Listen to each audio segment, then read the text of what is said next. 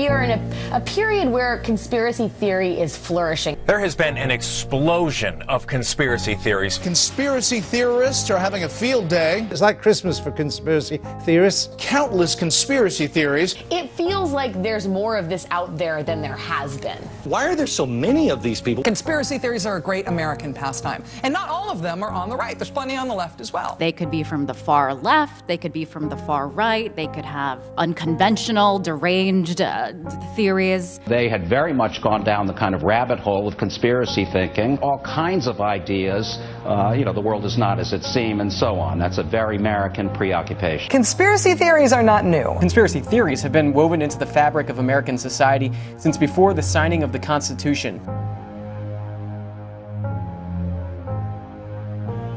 A lot of these conspiracy theories have a presence, or at least a grudging acceptance, within the political mainstream. It's out there. It's become part of pop culture now. I see the pretty mainstream conservative media really flirting with these folks and maybe starting to mainstream some of this craziness, so we maybe won't be able to ignore it. Wingnuts, how the lunatic fringe is hijacking America. The fringe has become the center. The Republican chairman of Homeland Security is writing conspiracy theory letters, and they're convening conspiracy theory hearings, and Republican senators are introducing conspiracy theory legislation. You have politicians who are, repeating conspiracy theories, who are advocating conspiracy theories. The most influential conservative media online is full-on embracing the conspiracy theorists. Every conspiracy theory are all coming together, and they've created this narrative, but it's all out of their talk radio base. It's all out of their right-wing online base, and they've now converged on Congress, and they've pulled them into the conspiracy theorizing too. It's brilliant. Reality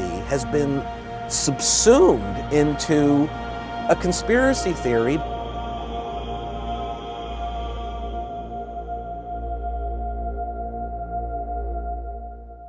Conspiracy theories are widely publicized in books, magazines, TV shows, movies, and online. Odds are, you're even a conspiracy theorist. Their profound popularity has undoubtedly attracted significant media attention. However, as you will see, the majority of the mainstream coverage concerning conspiracy theories is typically negative, incredibly biased, and disturbingly void of logical, objective analysis. The conspiracy theory term is the establishment's most effective method to dismiss legitimate inquiries, control the parameters of debate, condemn the criticism of authority, deceive the public, and conceal the truth. Are there definitions that we can lay out here? Where does somebody go from asking a legitimate question to becoming a conspiracy theorist?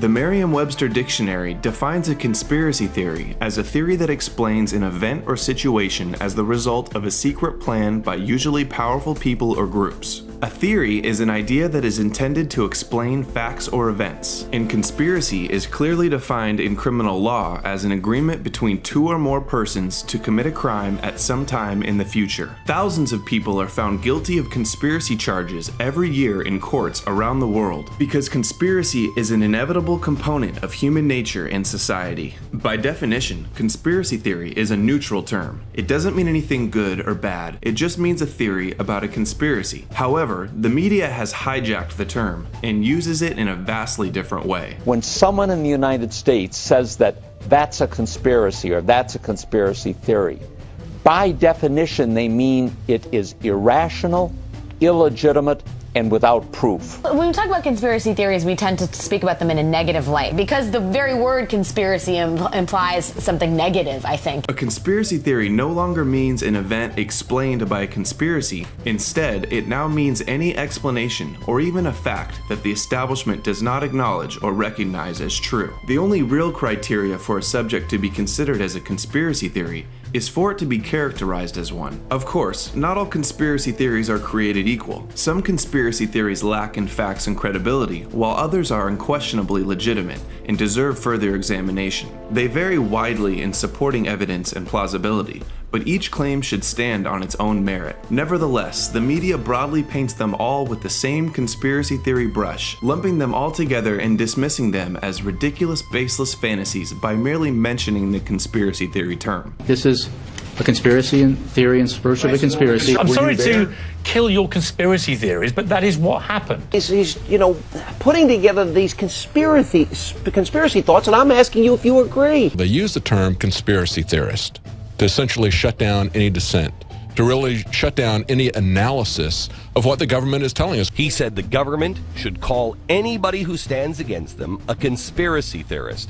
This isn't a conspiracy theory. Kind of an out there conspiracy theory which does not warrant a lot of attention. To discount something as a conspiracy theory is to shut it down without actually answering a question. It's a typical political move. The bottom line is that this is a group that is driven by conspiracy theories about the government. If you know anything about disinformation, if you know how governments discredit other governments and discredit movements, they always say conspiracy theory. It's the first thing you go to because people don't want to be involved with conspiracy theories in any language, in any country. They just don't want to be involved in it. It's just this term that's become this Pavlovian conditioning technique, and once that's thrown out, we've all been trained to run away from whatever subject is being talked about. As long as you can just frame it as conspiracy theory, then you can get people to stop taking a look at it. Outrageous, ridiculous conspiracy theories about how the world works, giving the impression that everyone's running around wearing a tinfoil hat. I was called a conspiracy theorist in the mainstream media, and I know you've been called one too, and I think it's really important to address this pejorative term. This woman, we need to be clear, is an out-and-out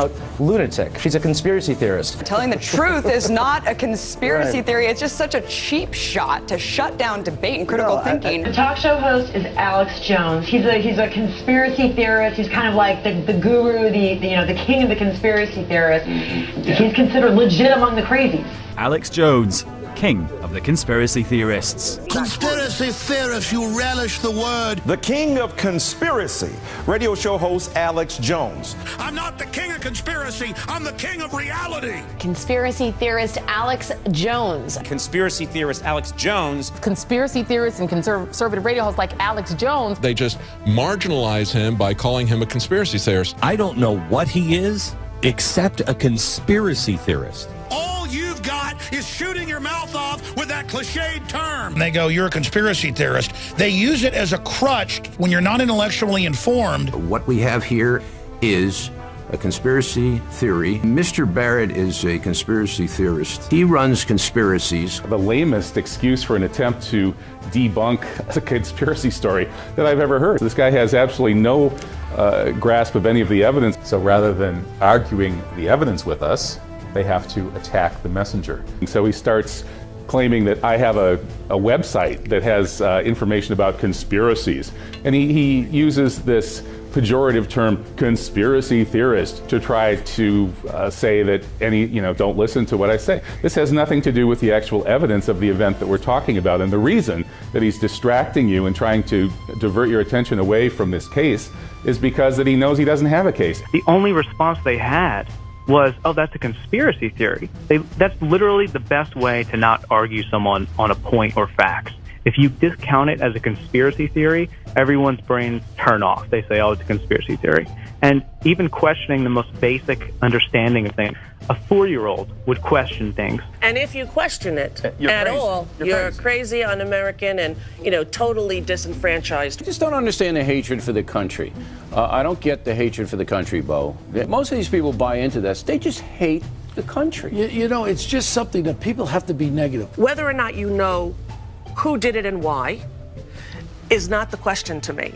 Right. You can actually say, as an American, I don't believe the official story. Right. And still be crucified as a kook, talentless, and somebody who doesn't deserve to be in the country. Move is what people would say to me. Why don't you move? There's a certain political etiquette, I would call it, about what is proper to discuss and not proper. And if it's too difficult, it becomes over the pale. It becomes conspiracy nut stuff. It's not just the information you put out, it's even asking the question, which is not permitted. I ask questions, and what perturbs me is that you don't get answers. Nobody wants to talk about it. This event that changed our entire history of our country, why aren't we allowed to discuss it? Why aren't we allowed to ask questions? The moment you do, you get a reaction like he gave me. How dare you? How dare you question your government? In this country, I thought before, and it was good to ask questions. It was Challenge good. authority. Challenge authority. But now apparently we've changed to where you're not allowed to challenge authority. You have to accept what the government tells you, keep your mouth shut, and stay in line. Well, that's not the America that I served as the military. If someone wants to dig deeper and not accept the government's analysis at face value, they're considered almost un-American. The overwhelming majority of Americans don't believe the official story, yet anyone who questions it is labeled fringe, a conspiracy theorist. And we're not even saying what happened. We're questioning things. We're questioning based on reality and statistics and facts and information. They won't even listen to them enough to see if what they're saying is true. And that's really sad, but it's dangerous.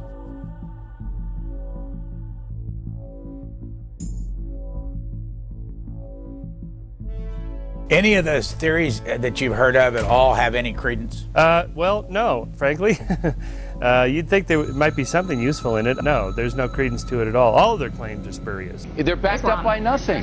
They're backed up by nothing. How strong are their arguments? I mean, do they lay out their claim and they just say conspiracy and then they just leave it right there? Or, I mean, do they really detail out their line of thinking? There is not one shred of evidence to back that insane assertion up. A conspiracy theory based on nothing. There is absolutely no evidence. Without a shred of evidence. None whatsoever. Completely crazy theory. You have no evidence. No backup, no proof. Absolutely no evidence. There's not a fact in between there. Making statements that he can't back up with fact. No basis in fact. They just don't stand up to any kind of logic or interrogation of the facts. Vast conspiracies that are hiding these vast problems that don't exist, that have been disproven over and over again.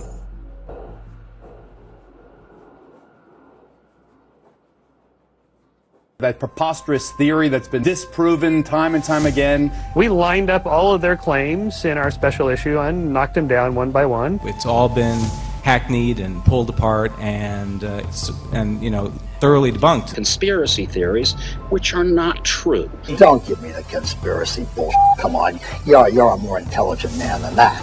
Come on. I mean, come on. Listen. There has never been a conspiracy in this country. You know, people are just spinning stories. They can believe whatever they want, but it doesn't mean that it's real. No theory of anything explains all the facts, even if there are still some unsolved mysteries, which is perfectly okay. We have to have a certain tolerance for ambiguity. We can't explain everything. Not everything is a conspiracy. Some things just are what they appear to be. That usually tends to be the reality of things.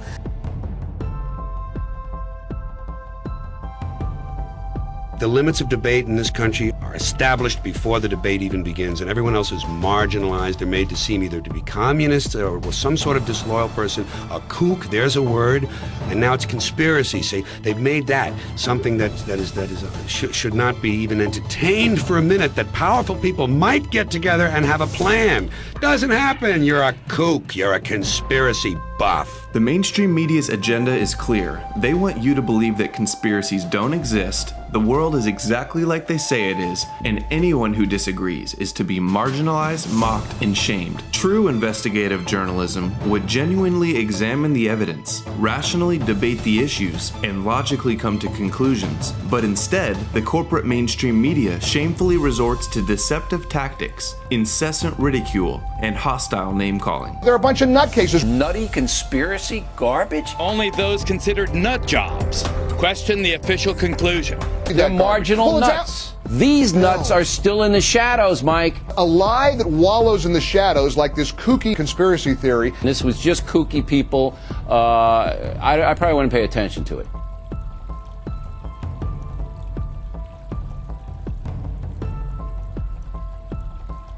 There have always been crazy people who gravitated, if they have schizophrenia, who gravitate toward conspiracy theories. Crazy nut jobs have always been there. All right, the evidence is overwhelming to you because you're a conspiracy nut. He's considered a crank and a kook by most academics. Some nutty college professors are trotting out that nonsense, and apparently some Americans are buying it. Most people think you're a nut. Most people think your views are not even worth listening to. Conspiracy nuts.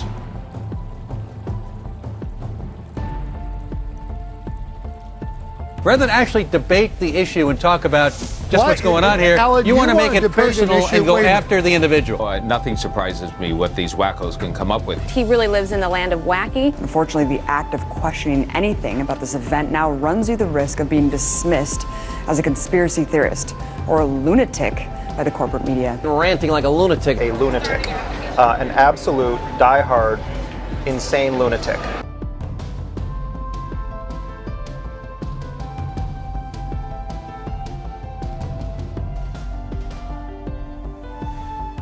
conspiracy theories. It was a real buzzword for loonies. They're idiots. He has the right to be an idiot. I'm trying to get beyond the idiot calling and actually have a conversation with you if that's possible. He is an idiot. Can we believe all right, we've already established that you think he's an idiot. That's your level of debate. Stupid conspiracy theories. They are paranoid. You cannot argue logic to someone who is mentally ill. Just think of them as mental patients. So that's what I do with conspiracy theorists. They're off their rockers. These are the type of people that should not have their hands on weapons. These are the type of people that should not have a platform to speak. These are the people that should be seeking mental help and evaluation. This man has problems.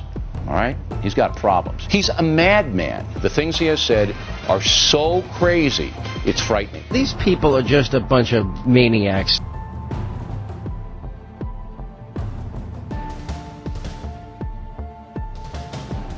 The question is why? Why do people believe these things? Yeah, I spent all day today talking to scholars and academics who have studied conspiracy theories. These are people who are inclined to believe that the government is out to get them anyway. The media is in cahoots with it. These aberrant thoughts about how the government is out to pull the wool over our eyes, if you will. I always believe it's to exercise a level of intelligence over other people, like they know something that you don't. I think you're right. I think it's people who are looking for drama, who have general angst in their lives. They have very little to talk about that's interesting. They feel like they are part of some enlightened fight against the establishment. You see them come to life. They become animated when they talk about these theories and that they're going to persuade me to change my mind into belief. And I think it gives them a sense of authority or power. Most of the time, I agree with you. I think they're just nonsense. If you believe one conspiracy theory, you're more likely to believe 2 or 3 or 4. Have you ever met someone who believed one conspiracy theory? The most fantastical things are taken as common knowledge. You've been hearing the conspiracy theories on this for many years as well, and sometimes you have to scratch your head. Why are some people so eager to believe in conspiracies? Historically, we see that these conspiracies come after very upsetting events. In a time of economic difficulty or in a time when things are going wrong in very visible ways, people try to seize on something awful, which may in fact be causal. It may have produced the bad outcome, or it may just be made up. So if you're scared or if you're angry, and a lot of people are, conspiracy theory seems appealing. And if they're politically polarized and full of anger or distrust, then they can start believing something that's baseless or ridiculous. Each time something really scary and disastrous happens, people search for meaning. And in a way, it kind of helps explain what happened. It explains this tragedy. It kind of gives meaning. It gives them a sense of control over their world, they feel. I think that's why they do it. The assassination of JFK. This has to be something big, comparable to killing a president. Lee Harvey Oswald acting alone, a lone nut, a nobody, that doesn't jive. That feels better to most people. People hate thinking about, in a flash of an eye, terrorist bombers can come in and crash into the World Trade Center. They would rather see that, oh yes, there was always a system. There was always some overriding explanation that can let us make sense of the world. People always want to believe that there's a more powerful explanation for these things. It's not just something went wrong or there's evil people in the world. They want to believe that somebody's more in control, even if it's somebody who they don't like. They want to believe that somebody's sort of pulling the switches. The important thing is to draw a line between people who are fringe groups who believe, for instance, that everything bad that happens in America is part of a massive conspiracy, including September 11th was an inside job, and people who are obsessed about the Kennedy assassination.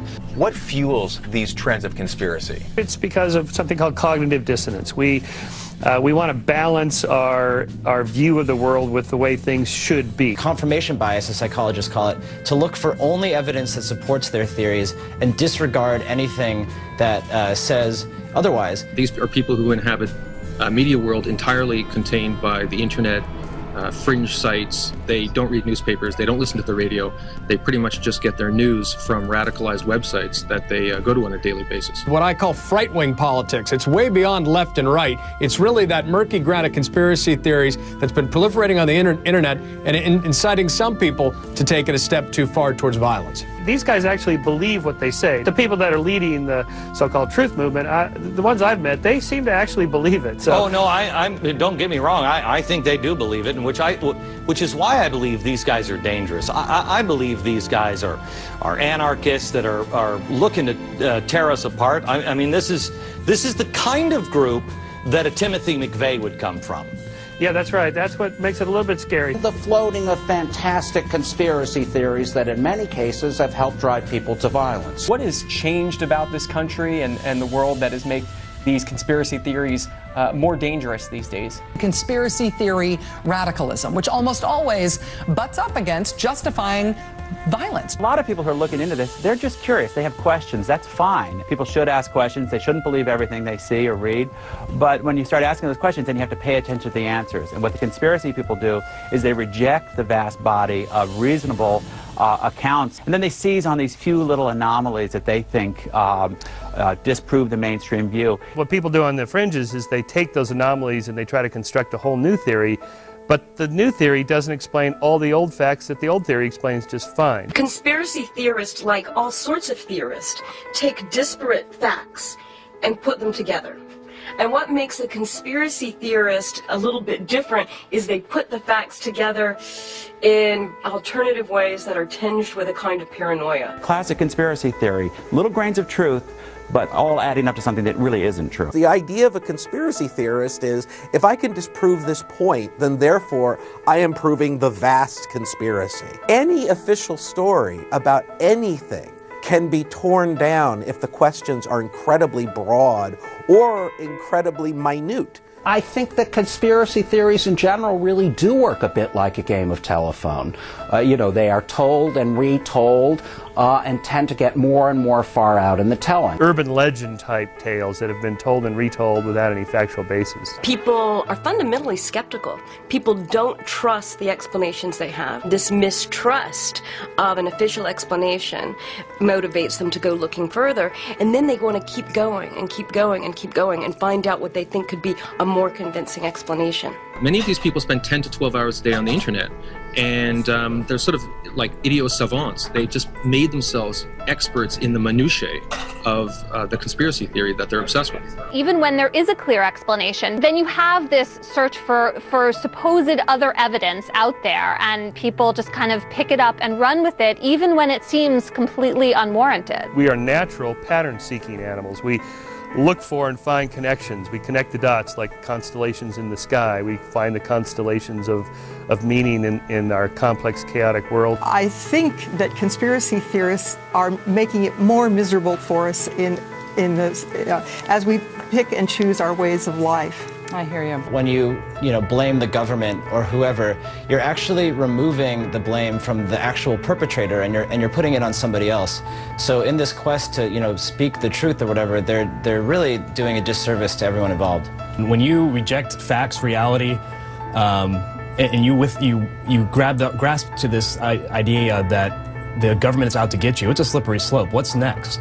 The helicopters that fly over your house, the medevac helicopters, the news helicopters, they're out to get you. You hear this stuff, and it just makes you sick to your stomach. I loathe conspiracy theories. Can't these people give it a rest for one day? I've given up on trying to change conspiracy theorists. They're going to be with us for a long time. When you have policy being shaped by fantasy, you end up with pretty bad policy. When did seeking the truth become a bad thing? And how the pursuit of any kind of facts becomes so objectionable? Look, this dismissal is deliberate.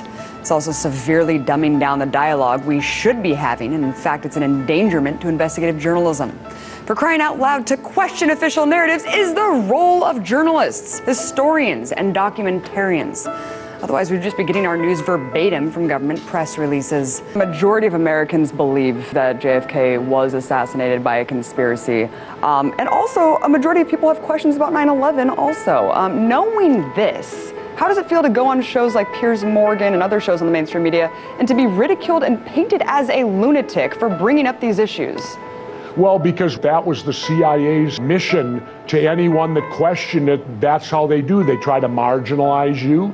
They try to make it seem like you're a conspiracy nut. It's in a CIA memo that you say, conspiracy theory, that's declassified. The CIA, right after they killed Kennedy, put out these talking points. The first documented use of the conspiracy theory term is found in an American Historical Review article published in 1909. But it wasn't until the 1960s that the conspiracy theory phrase acquired its negative connotations and became commonly used as a derogatory, pejorative slur. Conspiracy theory's negative associations can be traced back to political scientist Richard Hofstadter's 1964 article in Harper's Magazine, where he suggested conspiracy theories stem from the paranoid style in American politics. However, it was the CIA who ultimately weaponized the term when it was adopted as the fundamental component in their propaganda campaign to oppose conspiracy theories. In 1967, the CIA essentially weaponized the conspiracy theory term and engaged in information warfare when it sent a detailed memo to all of its bureaus titled Countering Criticisms of the Warren Commission Report, which was the government's official investigation into the JFK assassination.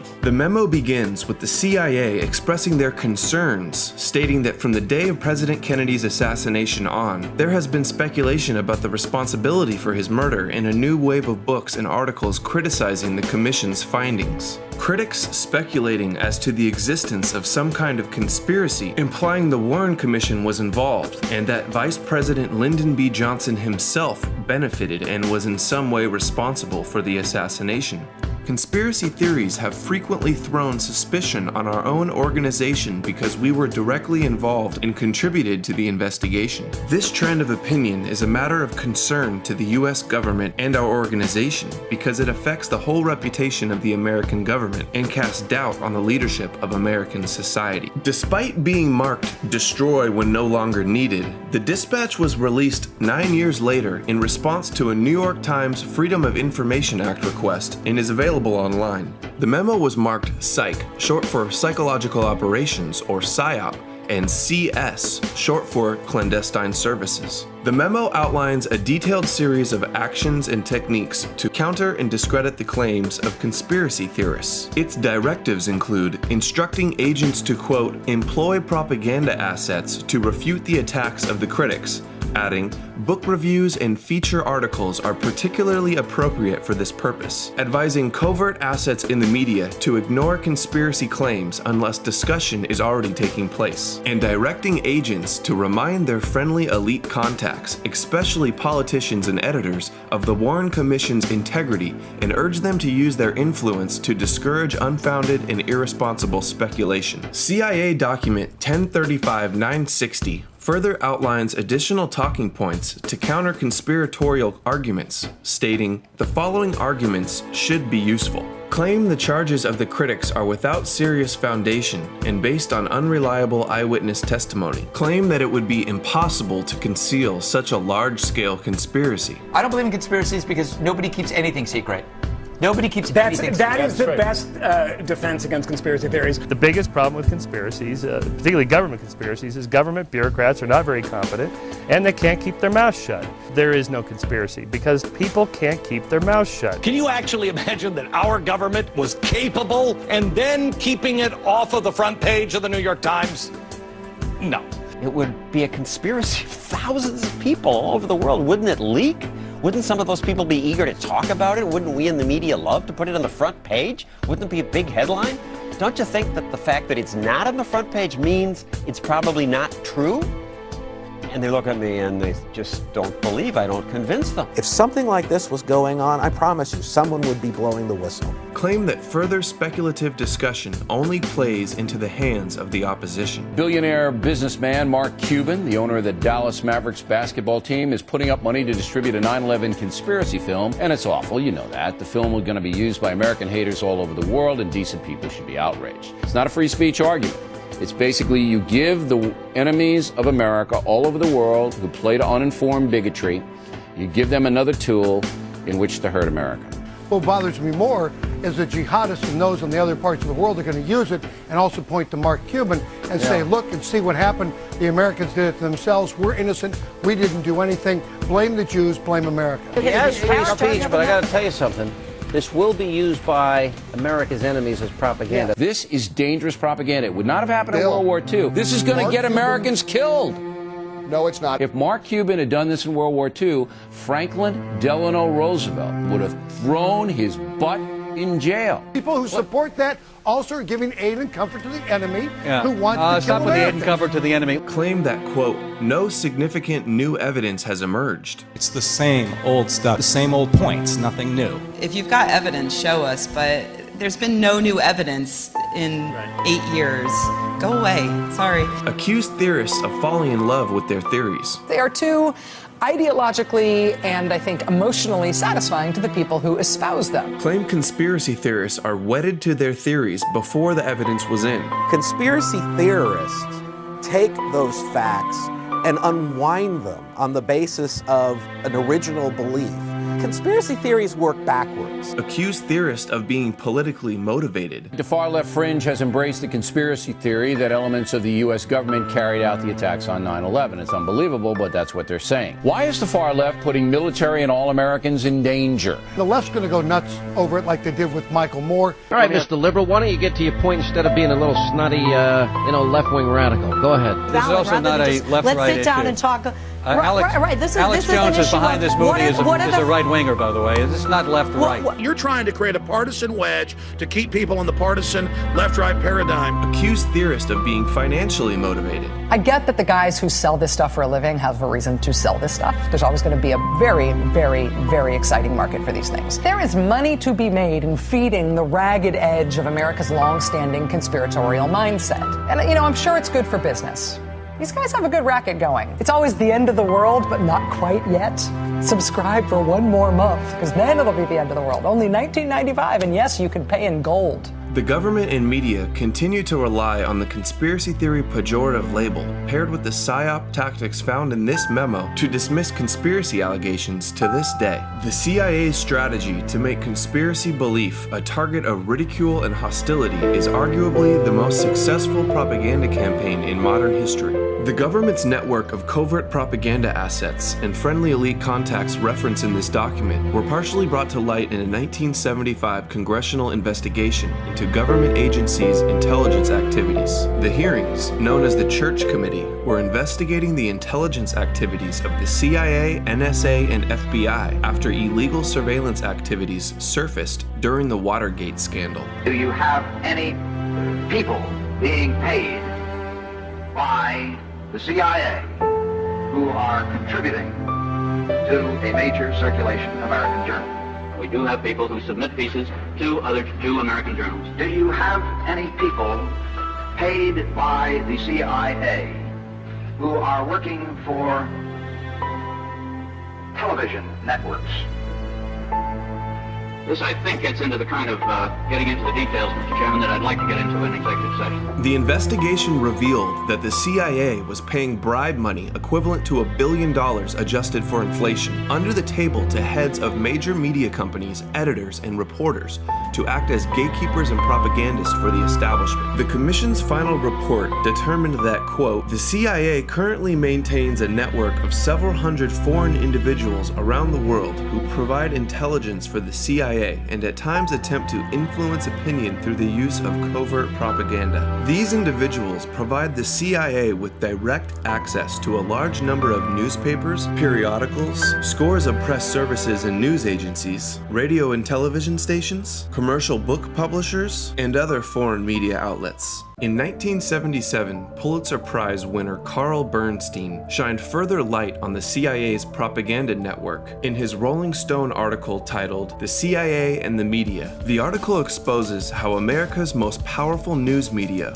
worked hand in glove with the CIA and that the Church Committee actually played a part in covering it up. After leaving the Washington Post, where he uncovered the Watergate scandal with partner Bob Woodward, Carl Bernstein spent 6 months investigating the relationship between the CIA and the media. His findings revealed that for the last 25 years, the CIA built a network of over 400 covert propaganda paid operatives, secretly spread throughout influential positions in the mainstream media, including the Associated Press, Reuters, UPI, ABC, NBC, Newsweek, and the largest newspaper and magazine publisher, Hearst, adding, quote, by far the most valuable of these associations, according to CIA officials, have been with the New York Times, CBS, and Time Incorporated. At CBS, we had been contacted by the CIA. As a matter of fact, by the time I became the head of the whole News and Public Affairs operation in 1954, the ships had been established, and I was told about them and asked if I'd carry on with them.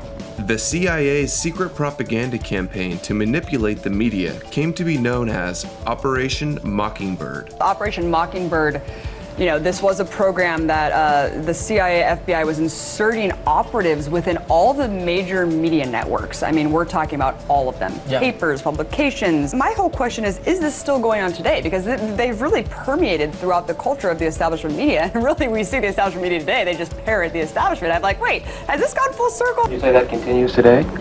Well, I would think probably for a reporter it would continue today, but because of all of the revelations of the period of the 1970s, it seems to me that a reporter's got to be much more circumspect in doing it now, or he runs the risk of at least being looked at with considerable disfavor by the public.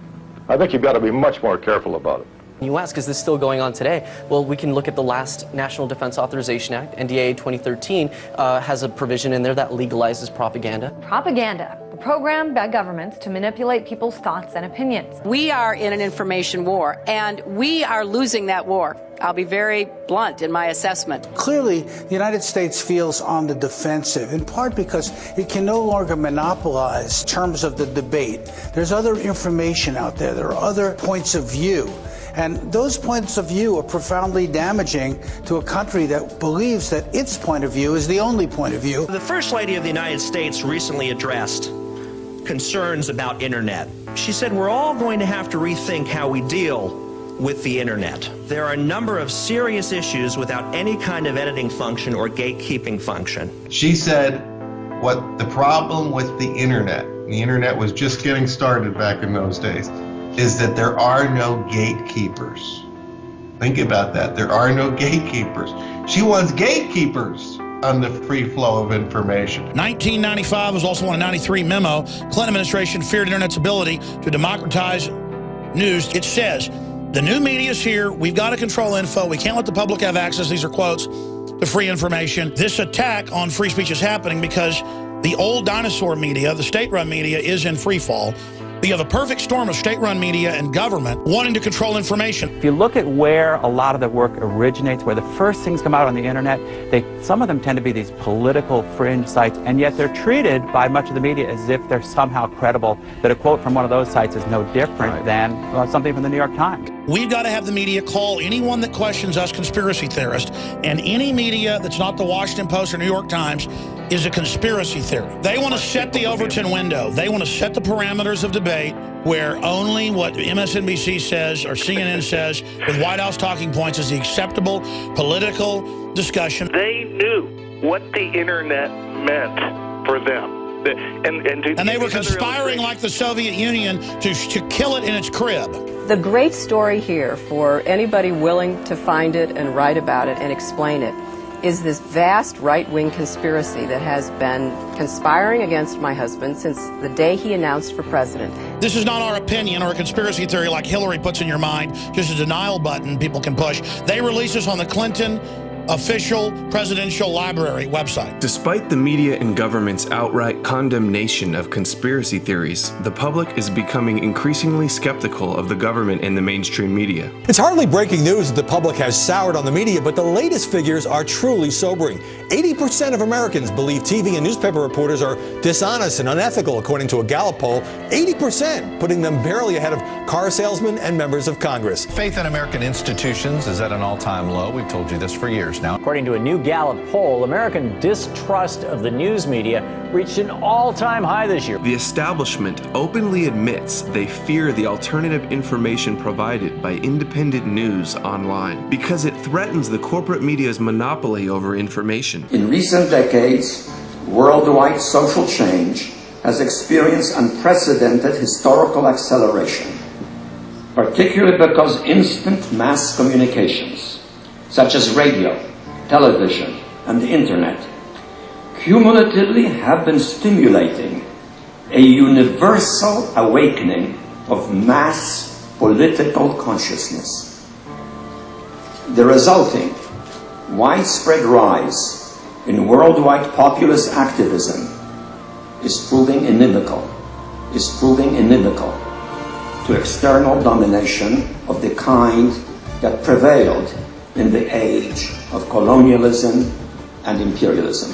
Persistent and highly motivated populist resistance of politically awakened and historically resentful peoples to external control has proven to be increasingly difficult to suppress. In earlier times, it was easier to control 1 million people, literally. It was easier to control 1 million people than physically to kill 1 million people.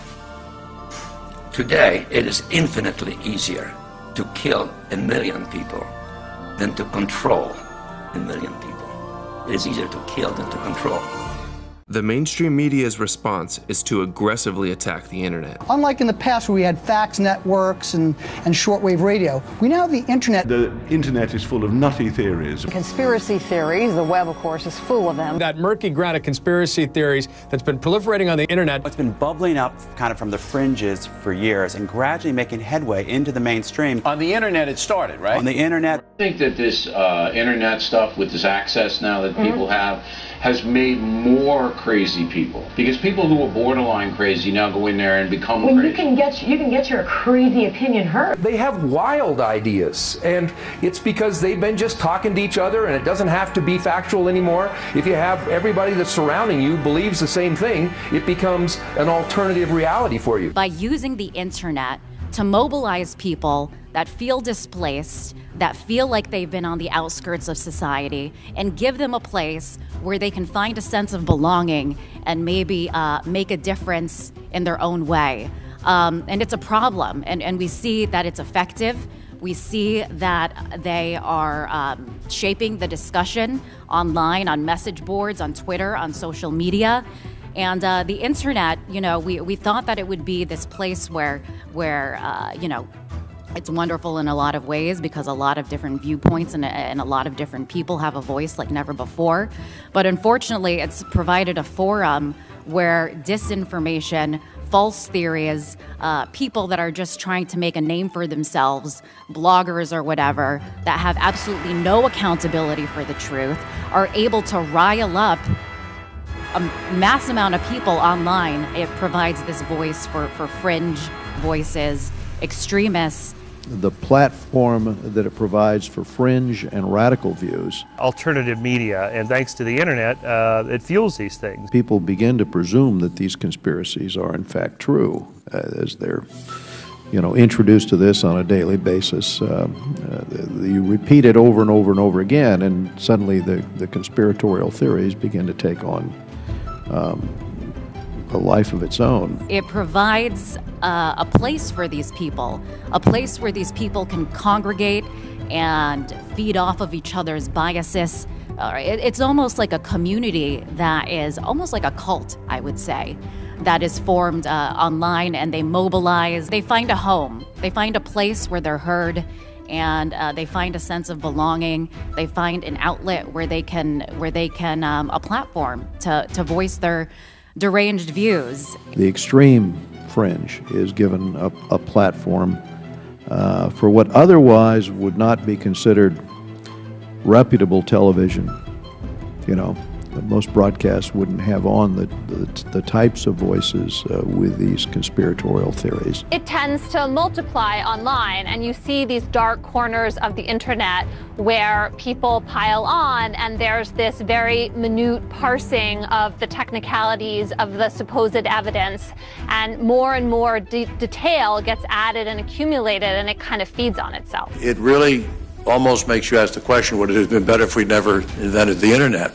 When people who are like-minded get together, they tend to end up in a more extreme position that fits with the direction in which they were tending before they started talking to each other. In social media, you can quickly find a bunch of people who agree with you, and people are often kind of tentative about their belief just because they're not sure. And then when they hear other people who agree with them, they become more sure and much less tentative. The fact that you can find like-minded others in a heartbeat, that's a problem. The establishment's solution to this terrible conspiracy theory problem was revealed by this man, Harvard law professor Cass Sunstein. In 2008, shortly before being appointed by Obama to the cabinet-level position commonly referred to as the Information Czar, Sunstein published an essay out of Harvard Law School titled Conspiracy Theory. He prefaces the 30-page white paper with a warning that those who subscribe to conspiracy theories may create serious risks, including risks of violence, and the existence of such theories raises significant challenges for policy and law. He writes that his objective is to understand the mechanisms by which conspiracy theories rise, spread, and prosper, whether to ignore or rebut a conspiracy theory, and to understand how such theories might be undermined, and to offer recommendations for governmental actions. Sunstein begins with the claim that conspiracy theorists typically suffer from crippled epistemology, meaning they know very few things and what they know is wrong, and that they only hear the conspiratorial accounts. He doesn't provide any footnote or evidence that conspiracy theorists are more likely than others to get their news exclusively from one source, but he uses this false premise as his justification to rationalize his authoritarian proposals. Sunstein's admitted goal is for the government to eliminate conspiracy theories, but claims they will only do so if it improves social welfare. He considers several startling policy responses to dampen the supply of conspiracy theories, including having the government ban conspiracy theories, having the government tax conspiracy theories, have the government itself engage in counterspeech to discredit conspiracy theories, have the government formally hire credible private parties to engage in counterspeech, and have the government informally encourage credible private parties to help. You may be thinking, no way, the government would never actually ban or tax Americans' free speech. That violates the First Amendment. But this constitutional law professor does not rule out banning and taxing conspiracies. He states that each instrument has a distinctive set of potential effects, cost, benefits, and each will have a place under imaginable conditions. And if a conspiracy theory became so pervasive and dangerous that censorship would be thinkable, wouldn't you just love to hear what circumstances Sunstein believes would justify repealing the First Amendment? Sunstein ultimately determines that his main policy recommendation is for the government to engage in what he calls cognitive infiltration. He defines cognitive infiltration as introducing diverse viewpoints and new factual assumptions into the hardcore extremist groups that propagate conspiracy theories. In other words, he wants government agents or their allies acting either virtually or in real space, and either openly or anonymously, to undermine the crippled epistemology of those who subscribe to conspiracy theories by planting doubts about their theories and thereby introducing beneficial cognitive diversity. Sunstein suggests that government agents and their allies enter chat rooms, online social networks, or even real space groups and attempt to undermine conspiracy theories by raising doubts about their factual premises, casual logic, or implications for political action, adding that government officials would participate anonymously or even with false identities because government cannot be seen to control the independent experts. Although government can supply these independent experts with information and perhaps prod them into action from behind the scenes, but too close a connection will prove self-defeating if it is exposed. When confronted about his Orwellian proposals by independent journalist Luke Rudkowski from We Are Change, Sunstein played dumb and claimed he didn't remember the article, implied that he didn't really write those things, yet he refused to retract his statements and said he's just focused on doing what his boss, the president, wants him to do. Where you openly advocated government agents infiltrate activist groups of 9/11 Truth and also stifle dissent online. I was wondering, why do you think it's the government's job, or why do you think the government should go after family members who have questions about 9/11, responders who were lied to about the air, survivors whose testimony commits, and also government whistleblowers that were gagged because they released information that contradicts the official story? Why do you think the government should do that? I think as Ricky said, I've written hundreds of articles and I remember some and not others. That one I don't remember very well. I hope I didn't say that. But whatever was said in that article, my role in government is to oversee federal rulemaking in a way that is wholly disconnected from the vast majority of my academic writing, including that. So I know that I'm just asking because you may be the next Supreme Court Justice, or Bob will appoint you, and you did write those things, and that's why I want to bring them up to you. So all I can say is there are a lot of things that I've written, I guess, and there are even more things I'm said to have written. And I may agree with some of the things I've written, but I'm not exactly sure. Focus on what my boss wants me to do. I just want to know, is it safe to say that you retract saying that conspiracy theorists should be banned or taxed for having an opinion online? Is it safe to say that? I don't remember the article very well, so I hope I didn't say either of those things. But you did, and it's written. Do you retract them? I'm focused on my job. So you're not retracting that? Do you still believe that? Do you still believe that people shouldn't have freedom of speech? Thanks very much. Yeah, I'm happy to talk about this, by the way. I can go on the record. He's the man who wrote about it. So Cass, do you still believe in the Joseph Goebbels approach? Please don't. Please don't. I'm asking a question. I know, but you're I'm asking a question. Just, you know, it's the job of a journalist to ask questions. Sunstein then runs away from the question like a coward. Pretending he doesn't remember the article is a bold-faced lie and an insult to our intelligence. The paper was already receiving a great deal of criticism at the time, and he even released a book shortly after titled Conspiracy Theories and Other Dangerous Ideas, where he expanded on the paper. He should have just named his book Dangerous Ideas by Cass Sunstein, because nothing is more dangerous than promoting government censorship in covert propaganda. But when someone calls Sunstein dangerous, it's all a big joke to him. The great quote, which is on the back of Cass's book, it's from Glenn Beck, and it says, "Cass Sunstein is the most evil man, the most dangerous man in America." Bravo. You can't do better than that for an introduction. Despite the Orwellian policies in Sunstein's paper and the government's long history of secretly manipulating the media, any accusation that media figures may be covert government agents is dismissed outright. Changing the mind of conspiracy theorists is often very hard to do. It's true, and here's why that's a lie, and you're part of a conspiracy. And so it ended up that when you gave them evidence to the contrary, they believed the original theory even more. Conspiracy theorists believe that the agents of the conspiracy have unusual powers, so that apparently contrary evidence can be seen as a product of the conspiracy itself. They assume that's all just, government plants or something. It's hard to fix it because it has a self-sealing quality. Anything can be folded into the original conspiracy. Of course, the denial is part of the conspiracy. It's very hard to break a conspiracy theory. Joining me now is Harvard Law School professor and author of the new book, Conspiracy Theories and Other Dangerous Ideas, the man himself, Cass Sunstein. Cass, am I to believe it's you, or is it just a hologram that appears to be you?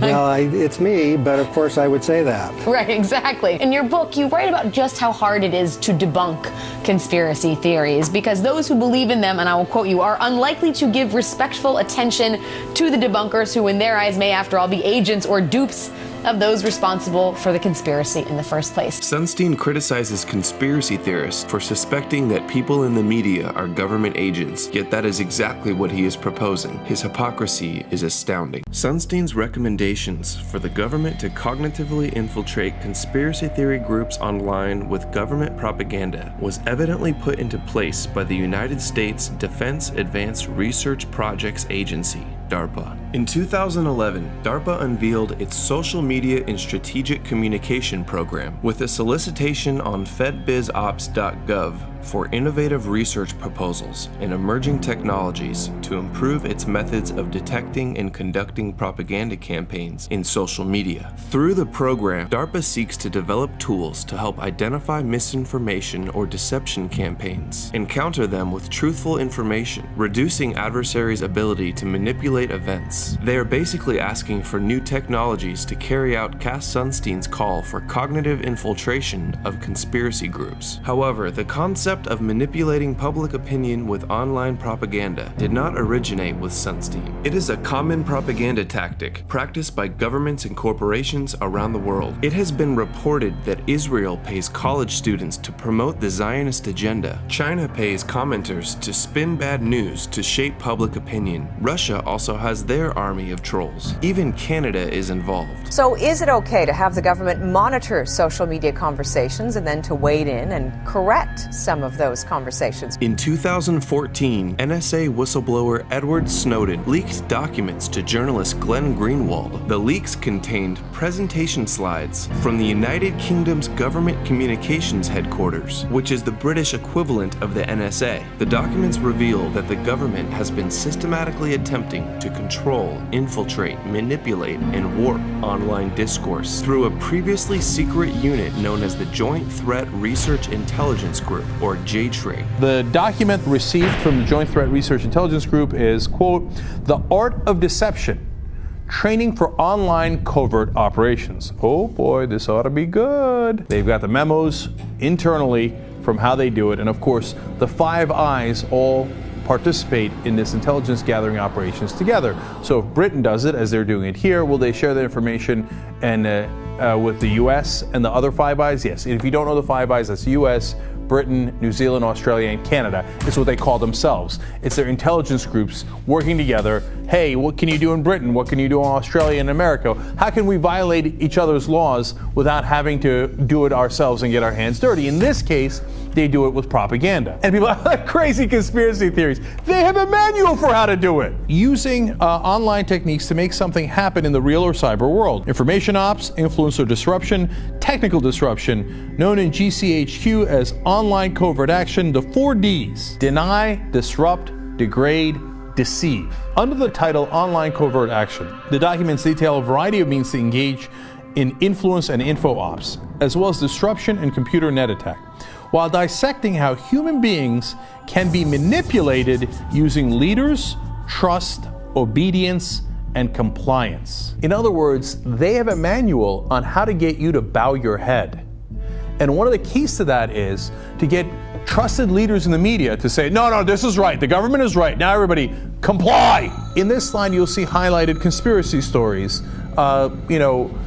plant some of those online, etc. Use, on the right-hand side, you see hindsight bias, confirmation bias, anchoring and priming targets to believe a certain thing, and then confirm their bias already, etc. They have all these psychological tactics to get you to believe things that aren't true. But my favorite is at the bottom there. Propaganda. Branding, marketing. They know they're doing propaganda. They have a manual that says do propaganda in the media.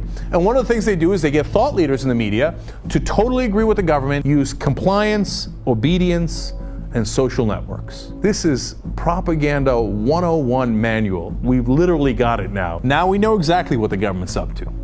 So when you see this online, know that that's exactly where it comes from. It's scary stuff, man, that this is what our government is now doing. The British government and all the Five Eyes that cooperate with them. Big Brother is here, and he's got some unbelievable propaganda headed in your direction. The establishment has been waging war on conspiracy theories and the truth for decades, and the media and internet have been thoroughly infiltrated. It's literally a conspiracy against conspiracy theories. Two of the biggest conspiracies the establishment attempts to dismiss by labeling conspiracy theory are the New World Order global government conspiracy and the 9/11 attacks.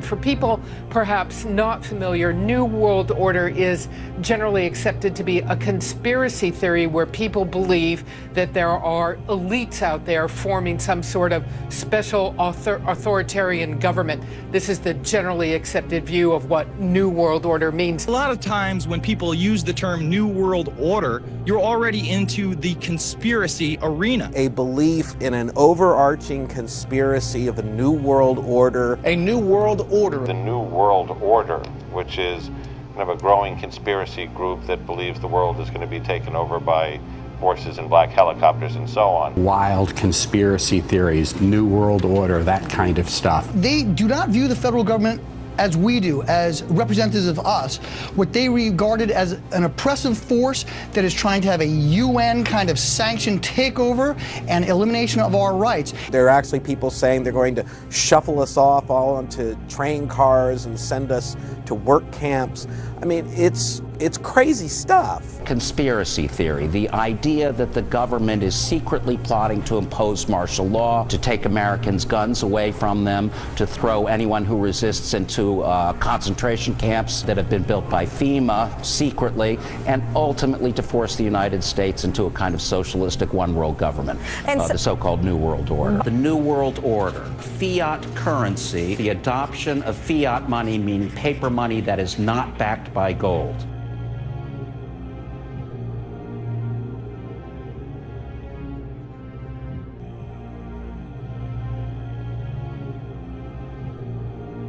Many people in the Patriot world trace that conspiracy, that alleged conspiracy, to the formation of the Federal Reserve in 1913. One of the biggest warnings that Thomas Jefferson gave after they set up the Republic was watch out for the banks. The minute they start controlling the money supply, they will have tremendous power, and they will wield that power to squash democracy. The worst possible outcome, unfortunately, is the one we have right now. The question is, do we all work for central bankers? That's what I want to address to our guest tonight. Is this global governance at last? Is it one world, the central bankers in charge? Aren't we all just living and dying for what the central banks do? Well, of course we are, because if we look at the economic data, there's nothing to get excited about in that. What should be the proper relationship between a chairman of the Fed and a president of the United States? Well, first of all, the Federal Reserve is an independent agency, and that means basically that there is no other agency of government which can overrule actions that we take. Is the Federal Reserve a conspiracy theory? A lot of people in Washington are starting to believe that. I don't think so. It's a long-standing institution that's designed to stabilize the economy, and whether it makes mistakes or not, works or not, it's not a conspiracy. Tell that to some members of Congress. The Fed is an independent institution, which means that it's not subject to Congress. The president doesn't have oversight of the Fed. The Fed is a separate entity. Who has oversight of Janet Yellen? Janet Yellen is principally the person who has oversight of Janet Yellen. We just want to let you know the New World Order has no legitimacy, and that we as a people are not afraid, and we are waking up to the robber barons and the big banksters who are looting this economy with the Federal Reserve. Well, we have mega banks that are getting $85 billion a month of U.S. taxpayer money. Most of it goes to Europe and England. British taxpayers, EU taxpayers have to pay to these mega bankers. They're in there setting this up. It's come out. Those things all relate to a single conspiracy theory, the idea that there is a plot on the part of the government to create a one world government, a socialistic, totalitarian regime, to be called the New World Order. We have before us the opportunity to forge for ourselves and for future generations a new world order, a world where the rule of law, not the law of the jungle, governs the conduct of nations. A new world order can emerge, a new era, freer from the threat of terror, stronger in the pursuit of justice, and more secure in the quest for peace. An era in which the nations of the world, East and West, North and South, can prosper and live in harmony. What is at stake is more than one small country. It is a big idea, a new world order. When we are successful, and we will be, we have a real chance at this new world order, an order in which a credible United Nations can use its peacekeeping role to fulfill the promise and vision of the UN's founders. When our founders declared a new order of the ages, they were acting on an ancient hope that is meant to be fulfilled. 100 generations have searched for this elusive path to peace, while 1,000 wars raged across the span of human endeavor. Now we can see a new world coming into view. A world in which there is the very real prospect of a new world order. What you had there was a statement of something that was, a very coherent statement of the reality of modern economies that had the word the words world order in it, which is unfortunate because those words are now buzzwords for conspiracy.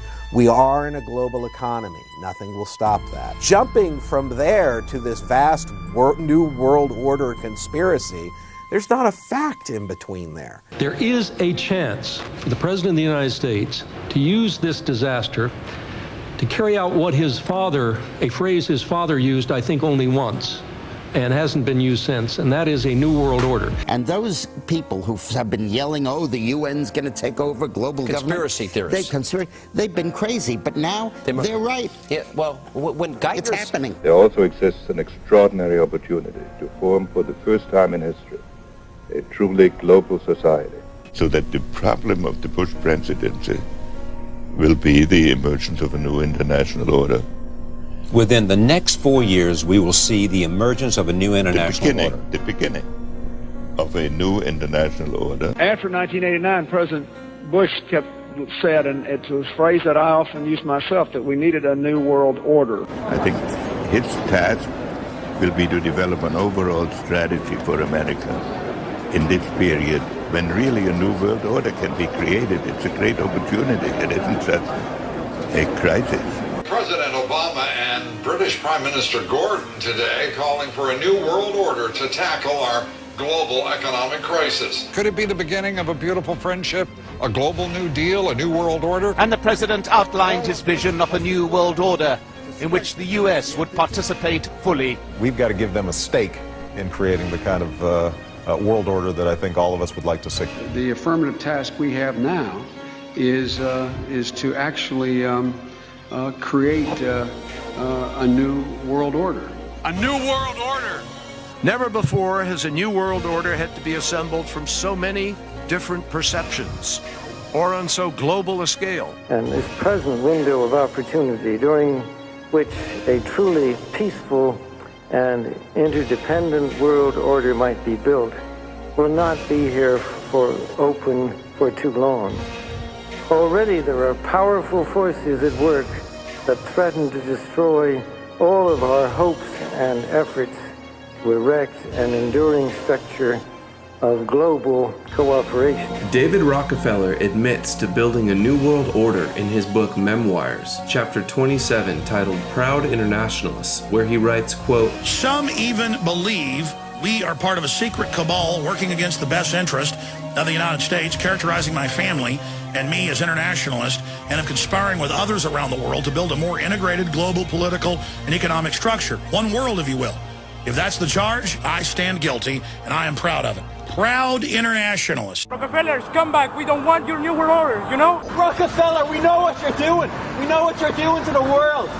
Rockefeller, your new world order will never come in. You're running out of time. We don't want your world government. Leave Chile right now. Your world government will fail. You guys think you guys can run things. You can't. I'm telling you right now, national sovereignty will prevail. You guys will never have a new world order.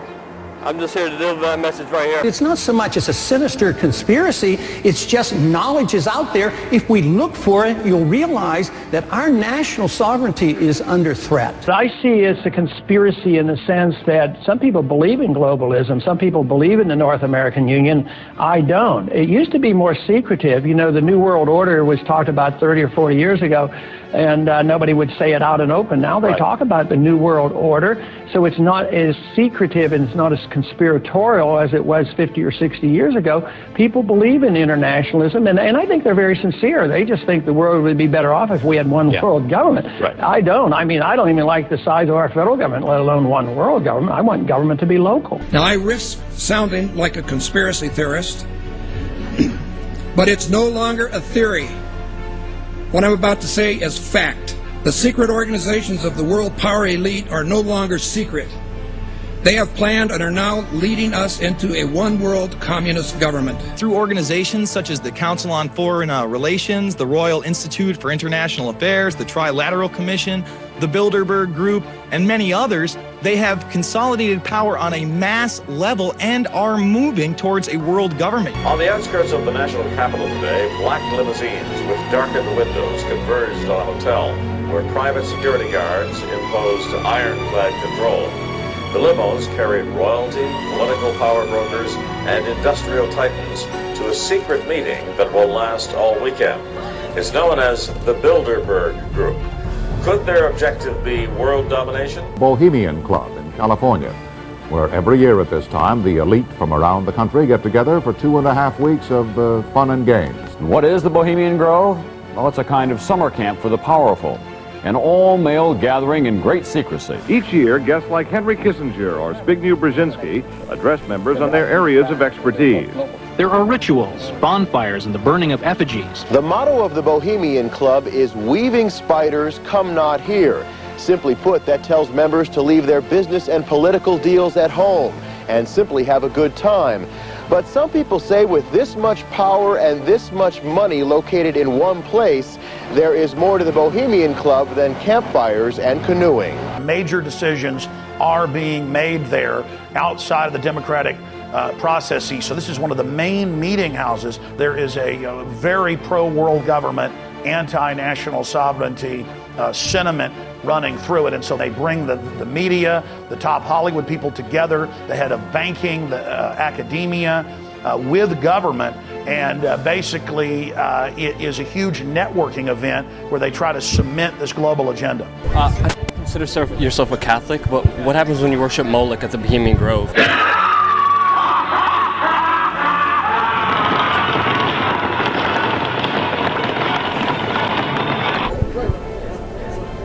Can you tell us what happens there? You actually believe all this junk? Bill Clinton said that Republicans run around naked in the woods there. As you say, the Bohemian Club? That's where all those rich Republicans go out and stand naked against redwood trees, right? I've never been to the Bohemian Club, but you ought to go. It'd be good for you. Get some fresh air. And you don't want to know what Richard Nixon said about the place. The Bohemian Grove that I attend, one time to time, the Easterners and the others that come there. But it is the most faggot goddamn thing you will ever imagine in San Francisco crowd because it's just terrible. I mean, I never want to shake hands with anybody in San Francisco. That's the place you attended. It's a secret society. Can you tell us at least who invited you? You know, it's nice to know that there's some people who have fantasy lives that have nothing to touch with. Nice to have had you. Bye-bye. You can't answer the question. You're going to open up on the Bohemian Grove. Bye-bye. You might as well just answer the question. It's going to be a lot easier. People are just going to, it's going to be on YouTube. People are just going to speculate that there's something wrong unless you tell us there's nothing wrong. Come on. Come on.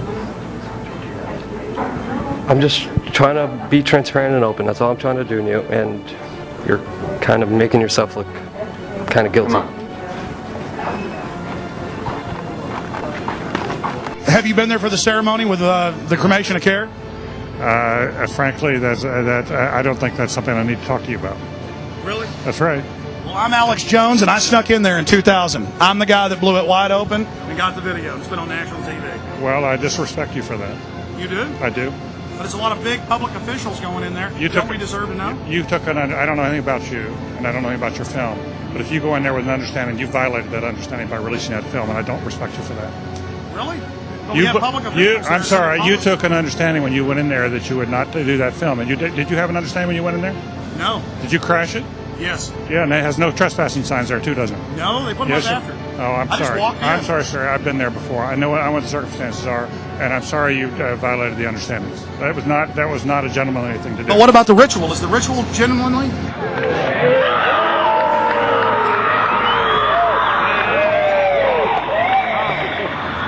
Sir, everything I don't owe you this comment. I know. This is what's called ambush journalism, and I disrespect you for that as well. So thank you and goodbye. The ritual? That's none of your damn business. Let's go to John in San Diego. What's going on, John? Can you address the Bohemian Grove Club private presidential? These guys in San Diego, it's too nice. The weather's too nice there. It goes to their head. Here's what happens, because I used to have a house in San Diego. Right. Not everybody. But you go out to the beach and you do all that, and then some kind of substance gets in your mind. And then John just demonstrated, like, can I address the Bohemian whatever? Whatever. John, San Diego. What's going on, John? How do you feel about the private presidential resort, the Bohemian Grove, having... All right, I don't know what you're talking about, and I don't care. You get the Kool-Aid crew.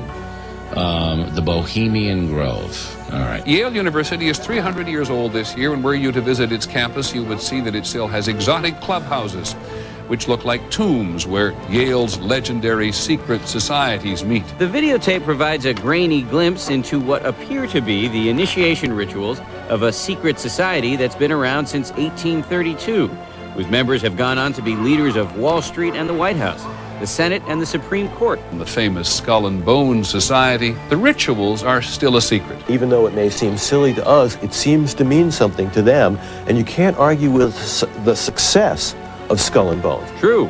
Famous alums include Senators John Kerry and John Chafee, to name two, and 3 presidents, William Taft, George Bush, and George W. Bush, who's been reluctant to talk about Skull and Bones.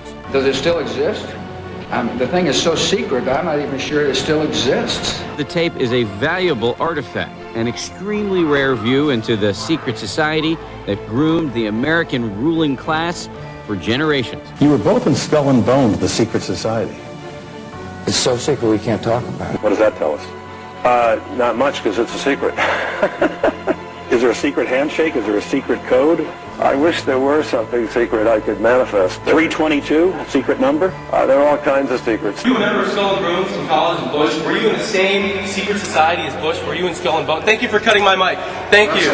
Are you going to arrest me? Excuse me. Excuse me. What are you arresting me for? Whoa, whoa, whoa, whoa. Is anybody watching this? I'm not doing this. I want you to... He's got a taser on his chest.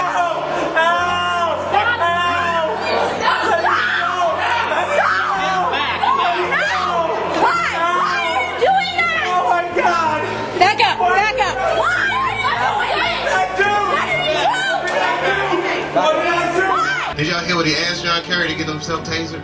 Did you hear the question? He was like, is it not true, Senator Kerry, that you are a member of Skull and Crossbones, a secret society with George Bush?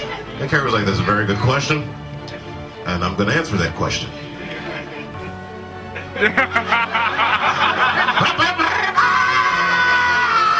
What does that mean for America? The conspiracy theorists are going to go on. I'm sure they are. I don't know. I haven't seen the web. Number 322. First of all, he's not the nominee, and look, I look forward. Are you prepared to lose? No, I'm not going to lose. I just wanted to meet them face to face. I wanted them to admit what they were doing. Who is they? He was in the office of the Trilateral Commission. The Trilateral Commission? Yeah, the Trilateral Commission. All right, what is the Trilateral Commission? It's an organization founded in 1973 by David Rockefeller to bring together business and political leaders from the United States, Europe, Japan, so they could work together for better economic and political cooperation between their nations. And that's what they'd like us to believe. But you see, what they're really up to is a scheme to plant their own loyal members in positions of power in this country. Those who are involved in the Trilateral Commission and the Council of Foreign Relations usually ends up in positions of power. To work to erase national boundaries and create an international community, and in time bring about a one world government with David Rockefeller calling the shot. Would you like to hear the names of just a few of the people who have been on the Trilateral Commission? Not particularly. James Earl Carter. Heard of him? Look, Mr. Klein. Henry Kissinger. You heard of him? Dick Cheney, Bill Clinton, Madeleine Albright, as well as a whole host of well-known politicians and CEOs of multinational corporations like Goldman Sachs, ExxonMobil, Shell, Citigroup, and others. George Bush. Now, you remember at the convention, everybody thought it was going to be Ford for Veep. You know what happened? David Rockefeller just picked up a phone, put in a call. Hey, Ronnie, forget Jerry, it's George. Bye. So, no matter who won in November, they had their man in the White House. He set up the world order with his family, donated the land for the UN, and founded every major private globalist organization in every major country. The Council of the Americas, founder and honorary chairman, David Rockefeller. The Americas Society, chairman, David Rockefeller. The Forum of the Americas, founder, David Rockefeller. The Institute for International Economics, financial backer and board member, David Rockefeller. The Trilateral Commission, founder and honorary chairman, David Rockefeller. Rockefeller's influence also extends to the current administration. He was chairman emeritus of the CFR when Vice President Dick Cheney once served as a director, a relationship that Cheney concealed during his congressional career. It's good to be back at the Council on Foreign Relations. As Pete mentioned, I've been a member for a long time and was actually a director for some period of time. I never mentioned that when I was campaigning for re-election back home in Wyoming. Oh, thank you very much, Richard, and I am delighted to be here in these new headquarters. I have been often to, I guess, the mothership in New York City, but it's good to have an outpost of the council right here down the street from the State Department. We get a lot of advice from the council, so this will mean I won't have as far to go to be told what we should be doing and how we should think about the future. Gentleman right here in the blue. It's been reported that you and your wife are in the globalist CFR, which is a Council on Foreign Relations. I'd like to know if that is true. Well, first of all, I'm not... the Council on Foreign Relations, I don't know if I'm a official member. I've spoken there before. It basically is just a forum where a bunch of people talk about foreign policy. And so there's nothing, there's no official membership. I don't have a card or, you know, a special handshake or anything like that. If you've ever heard any of our call-in shows, you know that we have people that think about the conspiracy theories of people like you. You would be a poster child for these people because you have served on the board of the Council on Foreign Relations. You helped start the Trilateral Commission, and you've been to the Bilderberger groups. Well, yes, I haven't gone to those for years, so that's partial redemption, I suppose.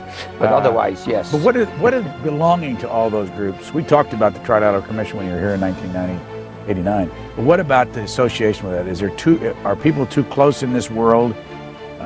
People in business too close to the governments? Well, you know, there is such a thing as insidious influence.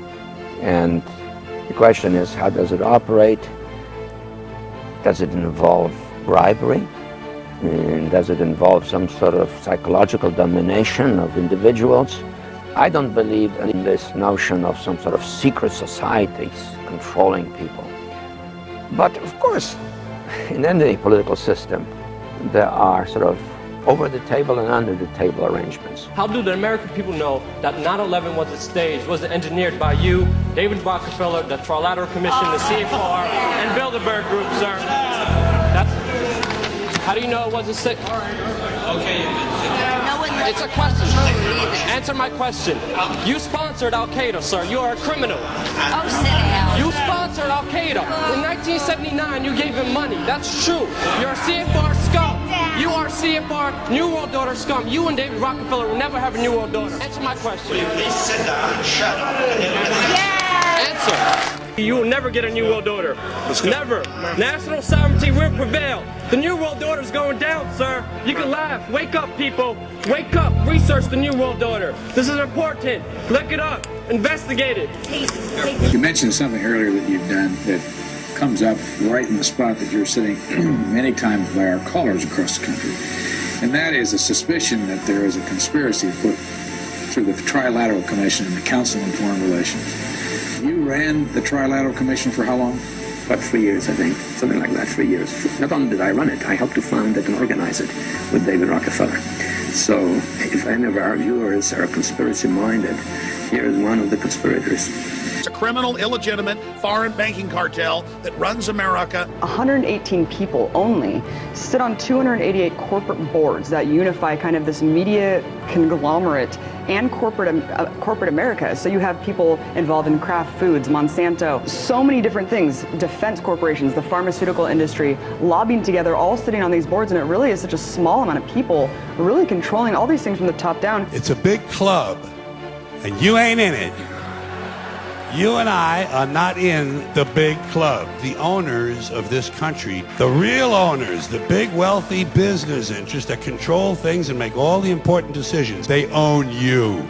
They own everything. They own all the important land.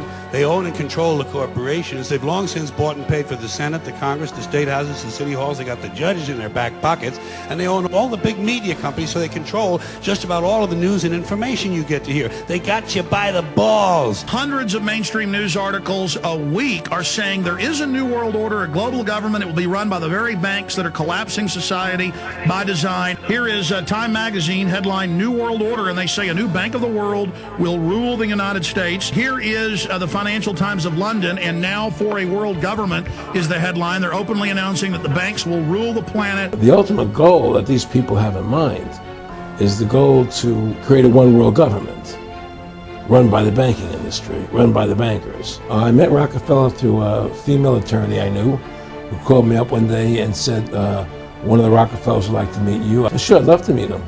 And I met him and I liked him, and he was a very, very smart man. And we used to talk and share ideas and thoughts. And he's the one who told me 11 months before 9/11 ever happened that there was going to be an event. Never told me what the event was going to be. And out of that event, we were going to invade Afghanistan to run pipelines from the Caspian Sea. We were going to invade Iraq to take over the oil fields, establish a base in the Middle East, and make it all part of the New World Order. Later, 9/11 happened. And I remember he was telling me how you're going to see soldiers looking in caves for people in Afghanistan and Pakistan and all these places. And there's going to be this war on terror, of which there's no real enemy. And the whole thing is a giant hoax. But it's a way for the government to take over the American people. He told you it was going to be a hoax. Oh, yeah. Oh, yeah. There's no question. He says, there's going to be war on terror. And he's just laughing. 9/11 was done by people in our own government and our own banking system to perpetuate the fear of the American people and to subordinating themselves to anything the government wants them to do. That's what it's about, and to create this war, this endless war on terror. And that's why and that was the first lie. And the next lie was going into Iraq to get Saddam Hussein out with his weapons of mass destruction. Look, this whole war on terror is a fraud. It's a farce. It's very difficult to say it out loud because people are intimidated against saying it. Because if you say it, they want to make you into a nutcase. It was 9/11 that allowed this war on terror to begin.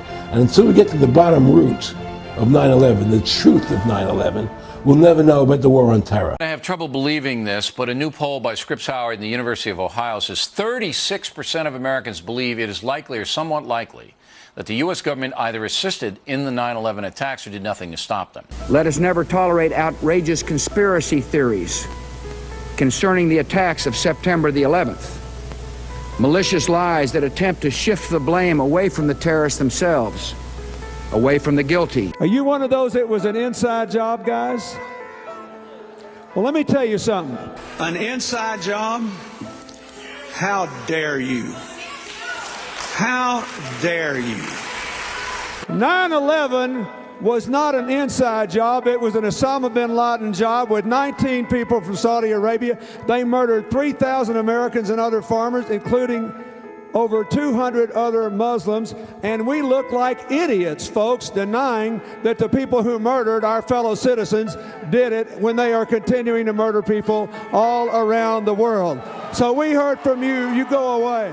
Thanks for coming on. You have no evidence that the government's behind 9/11, and I frankly think it's an awful thing to allege, considering it's not true and you haven't proved that it is. I'm merely saying it is wrong, blasphemous, and sinful for you to suggest, imply, or help other people come to the conclusion that the U.S. government killed 3,000 of its own citizens, because it didn't. It is ridiculous to suggest anything other than the Al-Qaeda destroyed those buildings. Stop asking me to raise this ridiculous topic on the show and start asking your doctor if Paxil is right for you.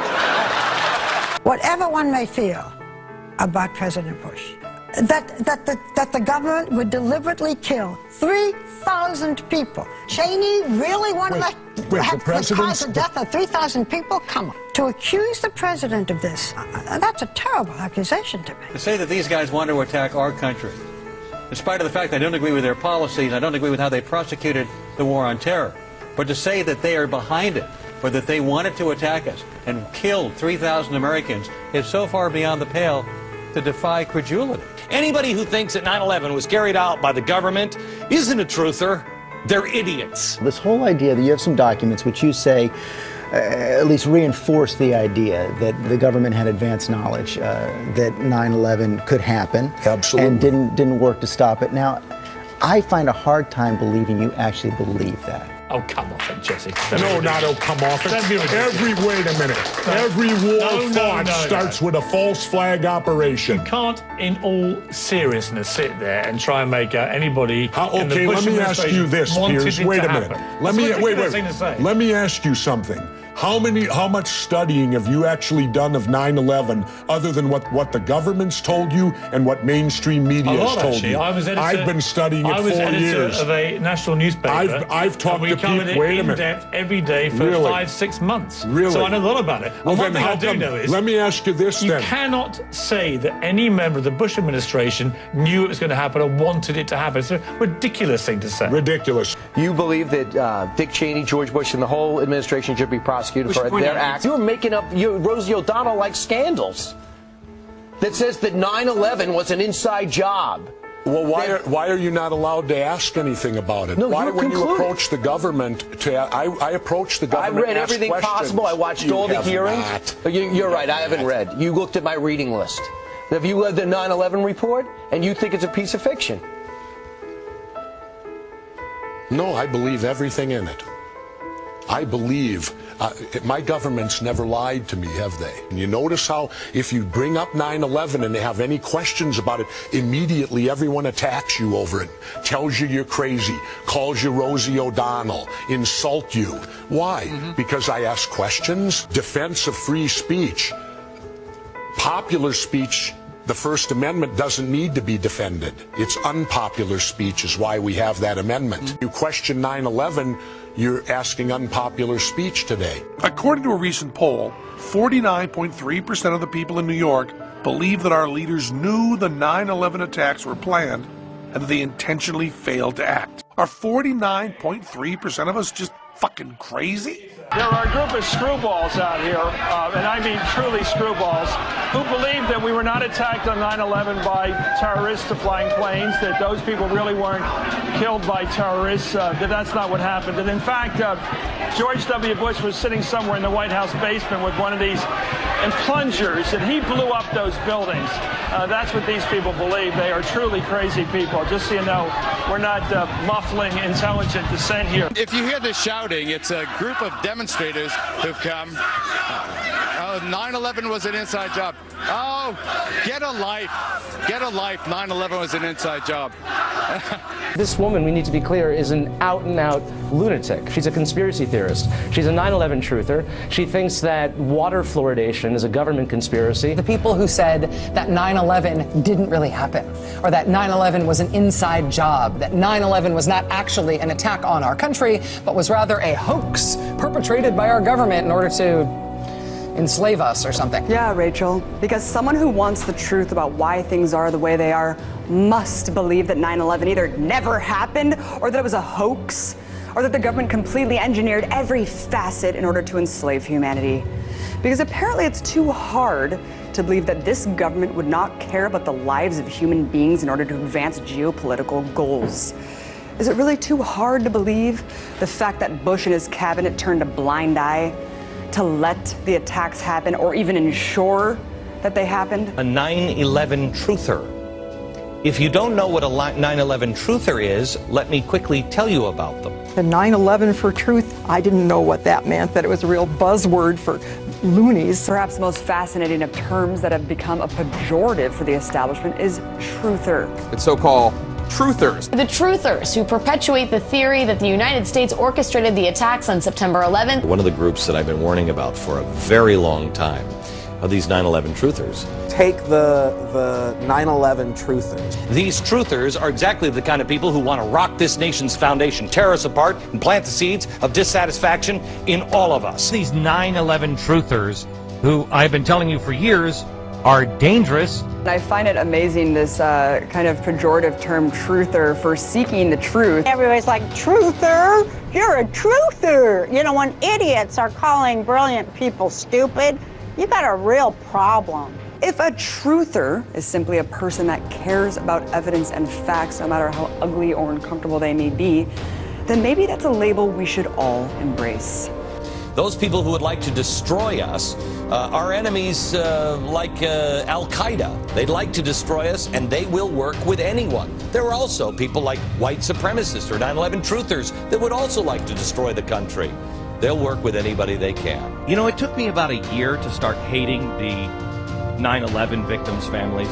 I didn't think I could hate victims faster than the 9/11 victims. You have a warped view of this world and a warped view of this country. Well, explain that. Let me give you an example. No, I'm not going to debate this with you. Well, let me give you an example. Glick was saying without a shred of evidence that President Bush and Bush the Elder were directly responsible for 9/11. Now, that kind of stuff is not only loony, it's defamation. In respect for your father... It's September 14th. Do you want to know what I was doing? Shut up. Please don't tell me to shut up. In respect for your father, who was a Port Authority worker, a fine American who got killed unnecessarily by barbarians. By radical extremists trained by this government. Respect not for the him. people of America, I'm not the people, the ruling class, the small minority. Cut his mic. Cut his mic. I'm not going to dress you down anymore. Out of respect for your father. This is our house here. If somebody comes to your house and begins spitting on the floor, you'd remove them. Glick was out of control and spewing hatred for this program and his country using vile propaganda. These nuts are still in the shadows, Mike, and you're giving them power. Rosie O'Donnell, is she mainstream media? Yeah. Every day she's got well, listen, she just said this crap this week. And what happened to her? Tower 7. And what happened to her? People cheered for her. Her audience cheered for her, and people said, boy, Rosie's onto something. Tower 7 fell because we blew it up. I mean, these screwballs are among us, Bill. Rosie's not going to be on that forum much longer because of what she's doing here. Do you believe that the government had anything to do with the attack of 9/11? Do you believe in a conspiracy in terms of the attack of 9/11? I do believe that it defies physics for the World Trade Center Tower 7, Building 7, which collapsed in on itself. It is impossible for a building to fall the way it fell without explosives being involved. World Trade Center 7. World Trader 1 and 2 got hit by planes. 7, miraculously, the first time in history, it is physically impossible. And who do you think is responsible for that? I have no idea. But to say that we don't know that it imploded and it was an implosion and a demolition is beyond ignorant. Look at the films, get a physics expert here from Yale, from Harvard, pick the school. It defies reason. Let's get one. Let's get one, because that I would do it. Is the unthinkable. It is the unthinkable. But imagine if somebody could convince you of that, could prove it to you, Elizabeth. Just 7. I don't think it would happen. More than 1,300 architects and engineers examine the evidence about Building 7's collapse and disagree with the official report issued by the National Institute of Standards and Technology. It was in full free-fall acceleration. That is impossible because in a natural collapse, columns would have to buckle. When columns buckle, there is a minimum resistance. It's asymptotic, if you know what that means. That means it never goes to zero.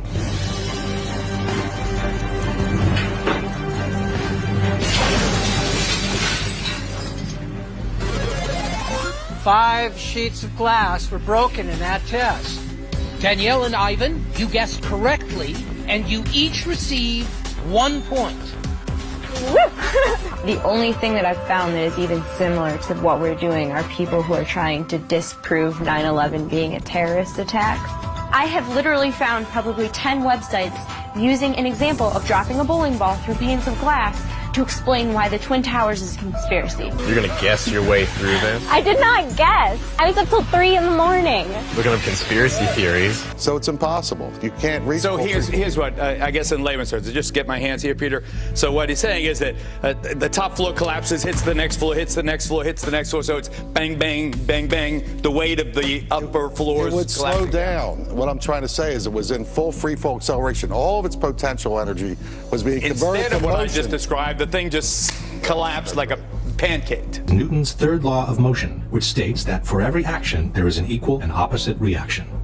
This means that two opposing forces will neutralize each other. In a head-on collision, the two cars absorb each other's kinetic energy and transform it into physical deformation or damage. After that, the system comes to a rest, as there is no more energy to be dissipated. The top section, pushing on the bottom section, it's going to meet equal forces as it goes. Both sections are going to be demolished at the same rate. So by the time you've crushed up 15 stories below it, the top 15 stories are also going to be crushed. And so there's nothing left now to crush the rest of the building. Something of this kind is what we should have seen when the top section of the towers collapsed onto the lower one. The upper and lower sections should have mutually destroyed each other until all the energy is dissipated and the system comes to a rest. Alternatively, as shown in this experiment with 2 towers made of snow, the top section could have fallen off to the side after the initial collapse. What could not have happened is this. A little tiny chunk of the building can't possibly fall and crush the entire structure below it. This is such a simple, fundamental concept that architects and engineers were astonished in seeing it totally ignored by NIST. This is high school physics, and our whole society is being led to believe that these fundamental laws of physics, hard science, don't apply anymore. Bill, you do me a favor. On your next Radio Factor, you ask your listeners how many people think 9/11 was an inside job. You won't be able to get through the thousands of phone calls you'll get from people who believe that. They're marginal nuts. The more you look at stuff, especially specific incidents, specific events in or around the fateful day, it just raises a lot of questions. Now, as Charlie Sheen ranting like a lunatic about the September 11th attacks, now word comes that Sheen will be narrating a new film about 9/11 conspiracy theories. Doesn't surprise me. This is Charlie Sheen. The fact that, he's going to get the money to, sort of go forward with his views is what is somewhat shocking to me. And the fact that he'd even express them publicly. Your thoughts? Well, he does prove that the apple does not fall far from the very tree at all, with Martin Sheen being his father. What surprises me is Mark Cuban here. You're absolutely right. In fact, the owner of the Dallas Mavericks is funding all of this. Yeah, I always liked him. What is he doing? I don't know what in the world he is thinking about at this point in time, funding this. I don't think we should be getting behind this stuff at all, and Cuban should keep his money in his pocket. This is a disgrace to them, and Martin Sheen's kid there better watch it as far as people. Agree. I wouldn't watch anything. And this, we're looking out for you, Charlie Sheen. Don't do this. You're not going to come back from it if you do. And that's not a threat. I'm just telling you, I know the country, Bo knows the country, we won't Gerald watch knows that 2.5 kids thing at all. Not going to do it any good. That if they continue to attack me personally, it only gives credence to our side of the argument. People want the truth. They want the truth. And what's been offered to us resembles nothing of the sort. We have been getting an overwhelming response to our Showbiz Tonight question of the day. Charlie Sheen speaks out. Do you agree with his assertion that there is a government cover-up of 9/11? Let's take a look at how the vote is going so far. 82% of you say yes. Only 18% of you say no. You think that's a well-informed opinion that George Bush knew about 9/11 ahead of time, this big conspiracy, the government did this? You're calling it a conspiracy theory, right? And that's what conspiracy theories are. Last time I checked, there are a lot of people today in Dallas standing on a grassy knoll still disputing the single bullet theory, and Arlen Specter is still in office. You sit there and say, let's debate the issue. What? That maybe America did bring down the towers? That maybe when all the Jews left the building, maybe they knew something that we didn't all know? You're missing my point. You're totally missing my point. It was sad because they didn't really take a look at any of the stuff I was asking them to look at, any of the evidence or any of the stuff that generated those questions, And they said, oh, he's another tinfoil hat wearing Hollywood clown, All of the volumes and volumes of information that contradict the official story have been blacked out from the U.S. mainstream media. Why have so many of the major media outlets not talked about these alternative theories that exist behind 9/11? Why is that? Mark Twain said that in the beginning a patriot is a scarce man, hated and feared and scorned, but in time when his cause succeeds, the timid join him because then it costs nothing to be a patriot. A lot of people don't have the courage that you have, AJ. What do you think they're afraid of that's going to happen to them? They're afraid of being beaten up by the hordes of neocon intimidators who try to go out there with their Gestapo Nazi tactics to try to bludgeon everybody with their blogs and radio shows to shut up. But they've lost power because people have learned that they're a bunch of liars. They lied about the WMDs. They've lied about everything, and now their credibility is totally blown. Is it really that hard now to believe that September 11th? All right, goodbye. Yes, isn't that nutcase? Let us go to... You're a terrible American, Sean Hannity. You're a mainstream media mockingbird, a New World Order shill, and a 9/11 whitewasher. And what happened on 9/11? Why don't you educate us, oh brilliant one?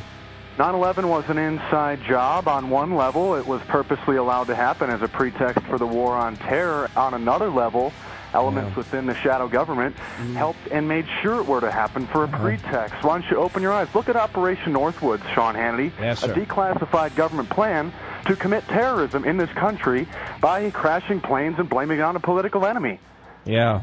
Yeah. George, okay, stop with the music. Let's talk about the issue seriously. George Operation Northwoods. Why don't you look it up on the internet, Sean? Okay, if it's on the internet, it's got to be true. No, it's a declassified document, Sean, in the National Archives, sir. I know, sir. Yeah, Northwoods. Why don't you substitute the word? Let me ask you a question. It's exactly what happened on 9/11. Yeah, but that's not what you called about, is it, Alan? Well, let's talk about a more serious issue, Alan, the fact that 9/11... that 9/11, what, it was imploded by the government, Alan? You got it, my friend. Yeah. Operation Northwoods, declassified plan where our government planned terrorism against this country, Sean. How do you explain that, Sean? I know. I just can't. You know what, George Bush... Because the government's completely Hang on a second. gone... I'm agreeing with George Bush did it. George Bush and Dick Cheney. Sure, they're Skull and Bones. Skull and Bones. Skull and Bones did it. Members. He's a Bilderberg pawn. He's an Illuminati member. Yeah. Absolutely. Goodbye. There is a group that's sending letters to our troops in Iraq and DVDs claiming 9/11 was an inside job. Oh, yeah. Yeah. And that they should rethink why they're fighting. Man, they ought to take these... Excuse me, folks. I'm going to say this. We ought to find the people who are doing this, take them out, and shoot them. Really. Just find the people who are sending those letters to our troops to demoralize our troops and do what they're doing. You take them out. They are traitors to this country, and shoot them. You have a problem with that? Deal with it. But anybody who would do that doesn't deserve to live. You shoot them. You call them traitors. That's what they are. And you shoot them dead. I'll pay for the bullet. Mark Dice, the founder of The Resistance, which he calls a media watchdog group, says that the U.S. government was responsible for the September 11th terrorist attacks and that the armed forces should know it. I think that it's very beneficial that we inform them as to the true circumstances that got them in the situation that they're in. I think that if they're able to make better decisions based on the facts, and they can decide to direct their lives and their careers and the positions and the direction that they want to go, I think feeding them a constant stream of propaganda is one of the most detrimental things to them and to our service. I don't even want to dignify this with a response, really. I mean, I don't think they're going to want to take the time to open mail from some fringe political sect. They're too busy winning this war in Iraq. They're too busy decimating Al-Qaeda. Why in the world would they care what you and a couple of other kooks in Southern California send them in the mail? They don't. These letters will end up in the toilet or on the firing range. They don't care about it. The only reason you could say what you're saying right now is because Marines for generations have been willing to fight for people like you to say outrageous things like you're saying, like 9/11 was an inside job. How about you take Mark Dice out and put him in the middle of the firing range? Tie him to a post. Don't blindfold him. Let it rip and have some fun with Mark Dice. These people are just, folks, I'm telling you, outrageous. Instead of immediately investigating the monumental failure in government, the Bush administration opposed any probe into the attacks for well over a year until mounting pressure from the victims' family members forced the issue to be addressed. President Bush signed legislation today creating an independent commission to investigate the September 11th attack on America. The president named a supporter, Dr. Henry Kissinger, Secretary of State in the Nixon and Ford administrations, to head the panel. He has a penchant for secrecy, which is not what's needed here. Several family members approached Kissinger and requested a meeting at his office in New York. Prior to the meeting, Kristen Breitweiser conducted a thorough investigation of Kissinger's potential conflicts of interest. Lori asked some very pointed questions. Would you have any Saudi American clients that you would like to tell us about? And he was very uncomfortable, kind of twisting and turning on the couch. And then she asked whether he had any clients by the name of Bin Laden. And he just about fell off his couch. Former Secretary of State Henry Kissinger stepped down from the position Friday. Will you testify before the commission? This commission? You know, I don't testify. I mean, I'd be glad to visit with them. And even the president and vice president agreed to meet with the commission, but with a catch. They insisted on meeting together behind closed doors and not under oath. President, why are you and the vice president insisting on appearing together before the 9/11 Commission? Because the 9/11 Commission wants to ask us questions. That's why we're meeting, and I look forward to meeting with them and answering their questions. Why you're appearing together rather than separately, which was their request? Because it's a good chance for both of us to answer questions that the 9/11 Commission is looking forward to asking us, and I'm looking forward to answering them. Let's see. We have to have one story. So I'll say part, and if I get it wrong, hedge a little bit and give me the next. I want to thank the chairman and vice chairman for giving us a chance to share views on different subjects. And they had a lot of good questions. And I'm glad I did it. I'm glad I took the time. What topic did the commissioners want to spend most of the time on? Probably best that I not go into the details of the conversation. The president and vice president of the United States, don't you think they should be able to stand up and speak their own words? They should go under oath. They should be, in public. Don't you think that the families deserve to have a transcript or to be able to see what you Adam, said? you asked me that question yesterday. I got the same answer, yeah. Since when do you bring in witnesses that don't have to testify in open, where they're brought into closed-door rooms and allowed to testify together? I know you said there'll be a time for politics, but you've also said you wanted to change the tone of Washington. Howard Dean recently seemed to muse aloud whether you had advanced knowledge of 9/11. Do you agree or disagree with the RNC that this kind of rhetoric borders on political hate speech? Yeah. Look, there's time for politics. And, it's time for politics, and it's an absurd insinuation. Once the commission was finally formed and its report released, many questions were still left unanswered. Questions that many people in this country still have. In fact, a recent poll by YouGov reveals that 38% of Americans have some doubts about the official story we've been told. What happened that day, there are so many unanswered questions. What would you have done on September the 12th, 2001? What would you have done if you'd been president? I would have done a legitimate investigation to find out what exactly happened on 9/11. The 9/11 Commission looked at virtually every aspect of the terrible tragedy of 9/11. They looked at virtually every aspect of it, but there's always remaining questions. If you want to tell me that there's something going on beyond two planes going into buildings, I never saw anything that suggested it. That was the most investigated event probably in FBI investigative history. It has been looked at thoroughly by everybody.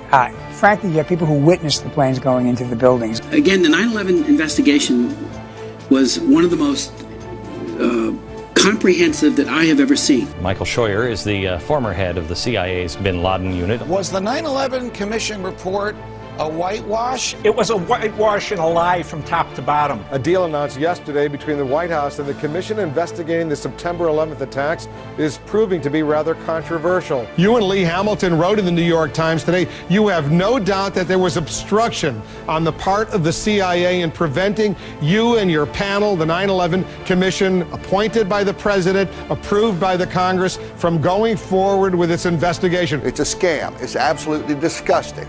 I'm very much for issuing a subpoena to those in the White House that would obstruct this investigation. And that's what we have here, an obstruction of a full investigation on the most serious attack on the homeland in the last 150 years. Lee and I write in our book that we think the commission in many ways was set up to fail. We thought we were set up to fail. They were afraid we were going to hang somebody, that we would point the finger. So what we have here, in my opinion, is a major cover-up. A major cover-up unlike anything I've seen since Watergate. I've been in this city 20 years. They don't want anything to come out, and they'll ruin the career and the life of anyone who dares to put forth information that's truthful.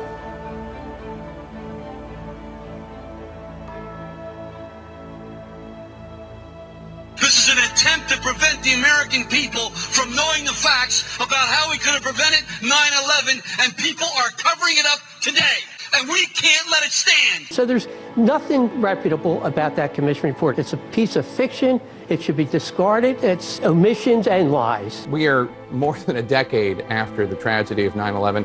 Why do these truthers have such staying power? I want truth. I've been lied to. I mean, it's beyond a reasonable doubt that the 9/11 Commission did not tell this story. The family members of the people who died on 9/11, the first responders, the survivors, these people are demanding accountability. They want to know why their loved ones died. We don't just need transparency, we also need justice. The many people in New York who suffered and people all around the world who suffered from 9/11 need the truth in order to achieve closure. These kinds of theories are unusually resistant to correction. The 9/11 conspiracies have stood up to the facts disproving them. The 9/11 conspiracies have not gone away. We just want people to understand there's FBI whistleblowers, there's people within this government, there's patriots, there's citizens, family members, rescue workers, survivors of 9/11 that want their questions answered. We demand truth from our government, which we have not been getting. American people deserve to know the truth about what happened to their nation on 9/11. In every single major respect, we have proven the government's report is false. Will this 9/11 conspiracy theory become like the Kennedy assassination, analyzed for generations as an unsolved mystery? I think 20 years from now, people will look at 9/11 the way we look at the assassination of JFK today. It couldn't possibly have been done the way the government told us. The establishment viciously attacks conspiracy theories, but the truth is that many of these conspiracies are supported by legitimate evidence and warrant serious debate. While many people are losing trust in the media and waking up to the New World Order's agenda, the establishment still has a small majority under their spell. Why is it so hard for the general public to accept that conspiracies exist and that the government and corporate media would lie to cover them up?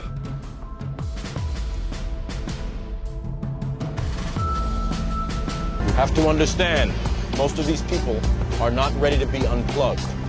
And many of them are so inert, so hopelessly dependent on the system that they will fight to protect it. People who don't like conspiracy theorists only because they're afraid that what they're saying might actually be true. I know a red flag when I see one, and I know when people are reacting almost religiously. When people won't look at something, automatically people just shut off. They don't want to hear it, no matter how much evidence. Do you think that's because as a society there's this benevolent father theory where people cannot imagine that a father would do A, B, or C to his own child, whether that's incest or murder or horrific abuse? Some people can't even hold that concept in their head. If you're a person who can't, it's impossible to have a conversation about not believing the official story. Thinking that we're above such things, that it could happen in other countries, but it couldn't happen here, that's a lack of humility, and that's excessive pride. And so not being able to see our dark side or our weaknesses is the most dangerous thing. It's difficult for people to comprehend and accept conspiracy theories because of fundamental aspects of psychology and sociology. The left cerebral hemisphere is largely responsible for creating a coherent belief system in order to maintain a sense of continuity towards our lives. New experiences get folded into the pre-existing belief system. When they don't fit, they are simply denied. Counterbalancing this is the right cerebral hemisphere, which has the opposite tendency. Whereas the left hemisphere tries to preserve the model, the right hemisphere is constantly challenging the status quo. When the discrepant anomalies become too large, the right hemisphere forces a revision in our worldview. However, when our beliefs are too strong, the right hemisphere may not succeed in overriding our denial. When we hear information that contradicts our worldview, social psychologists call the resulting insecurity cognitive dissonance.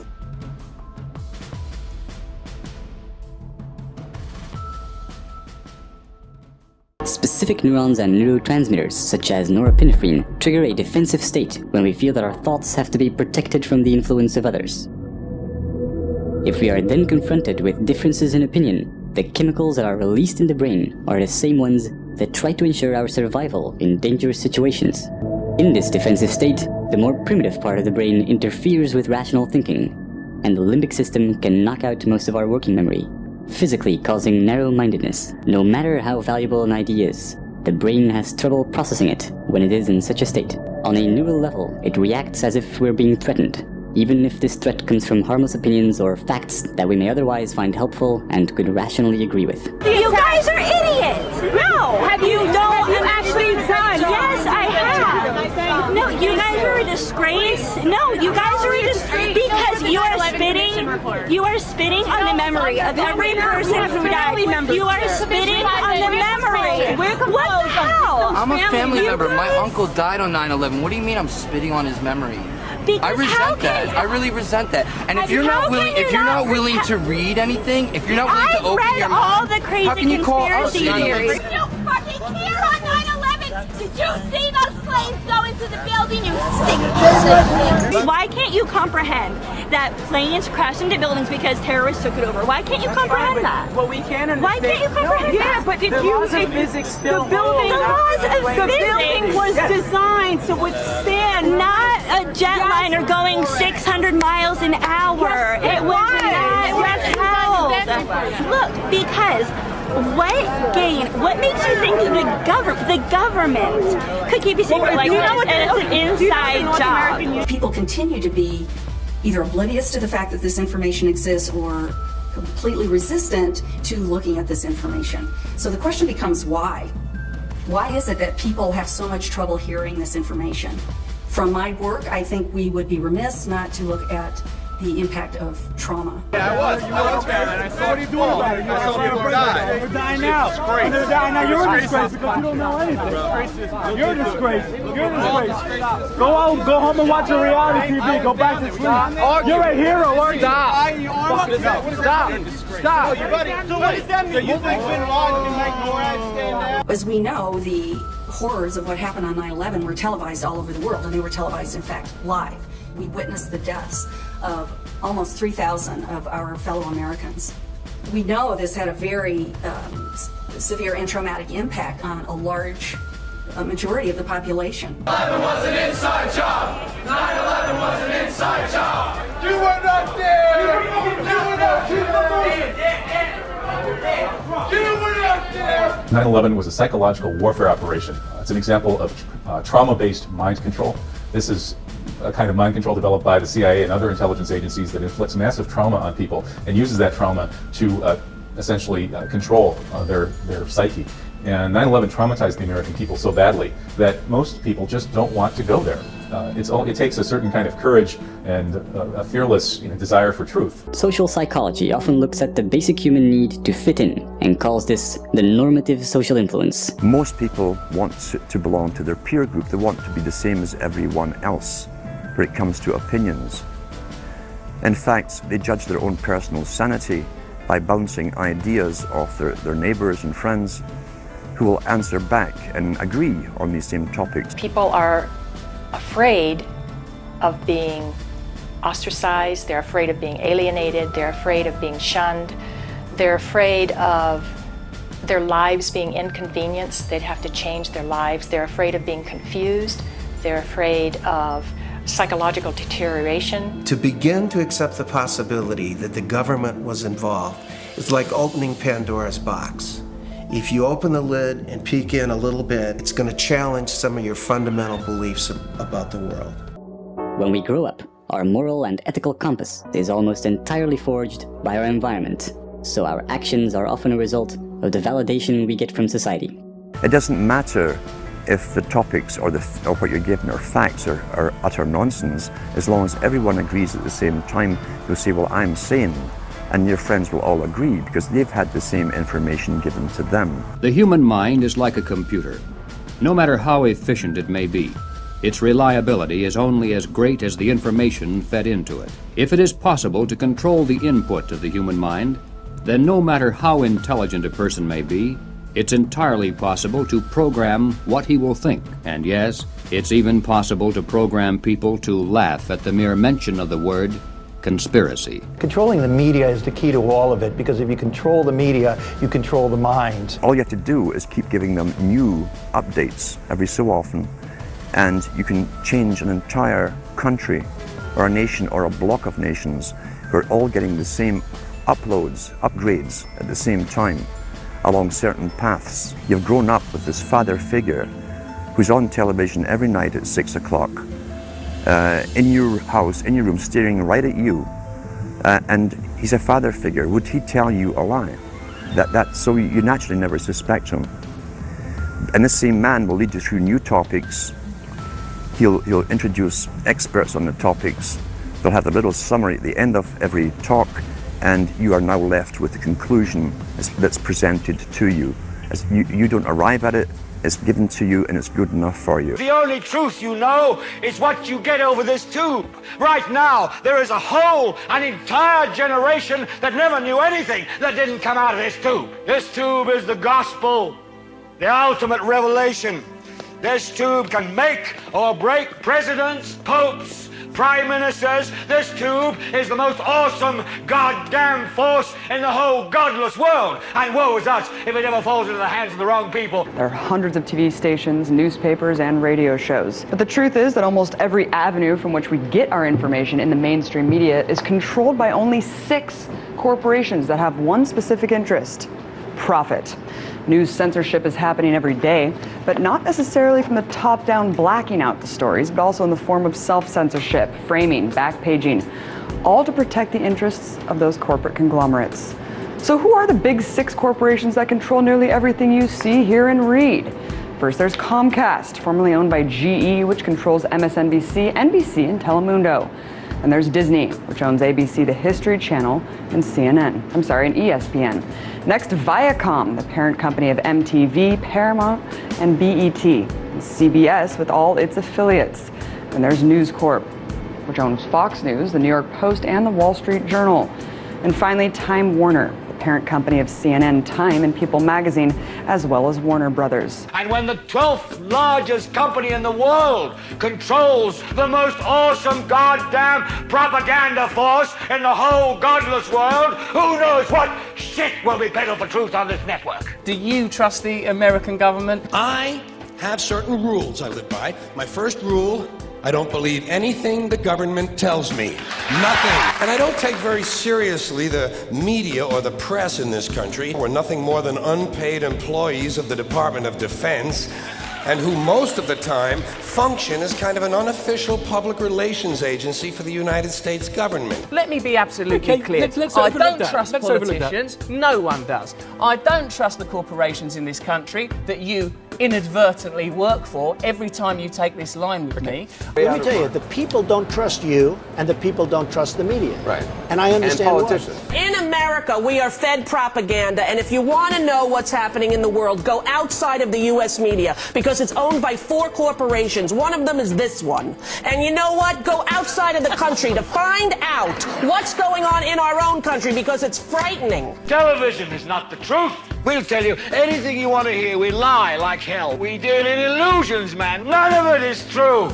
But you people sit there day after day, night after night. We're all you know. You're beginning to believe the illusions we're spinning here. You're beginning to think that the tube is reality and that your own lives are unreal. You do whatever the tube tells you. You dress like the tube. You eat like the tube. You raise your children like the tube. You even think like the tube. This is mass madness, you maniacs. See, my mind doesn't work that way. I got this real moron thing I do. It's called thinking. And I'm not a really good American because I like to form my own opinions. I don't just roll over when I'm told to. Sad to say, most Americans just roll over on command. Not me. Not me. I think it's interesting that at this time where we have so little trust in our political figures, where ordinary people have so little trust in their media, that we have to remain open-minded to any kind of possibility. I see no rational, objective discussion going on anywhere in the country. People wish to be bubbleheads. They wish to nod their head in agreement with whoever is in charge. They're too afraid to challenge authority. So that takes care of at least a majority of people.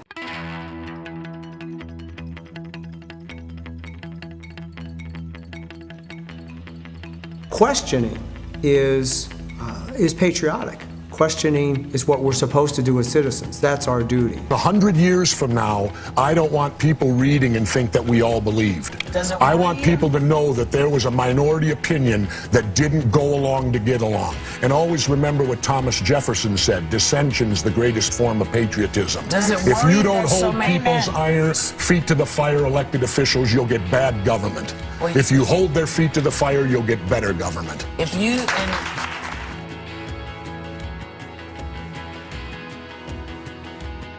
You make some very sensible points, and you make some crackpot points. That's your opinion? Yes. How many people here think I make crackpot points? Yeah. 1. How many think I make sensible points? You're in a minority, my good friend. You're the minority. Intelligence looks like insanity to drooling imbeciles. Democracy is threatened in a way it hasn't been in 200 years, and if America doesn't stand up, we're in big trouble. People better show up, start reading, stop being bought off. If you only have an hour a day, read something intelligent.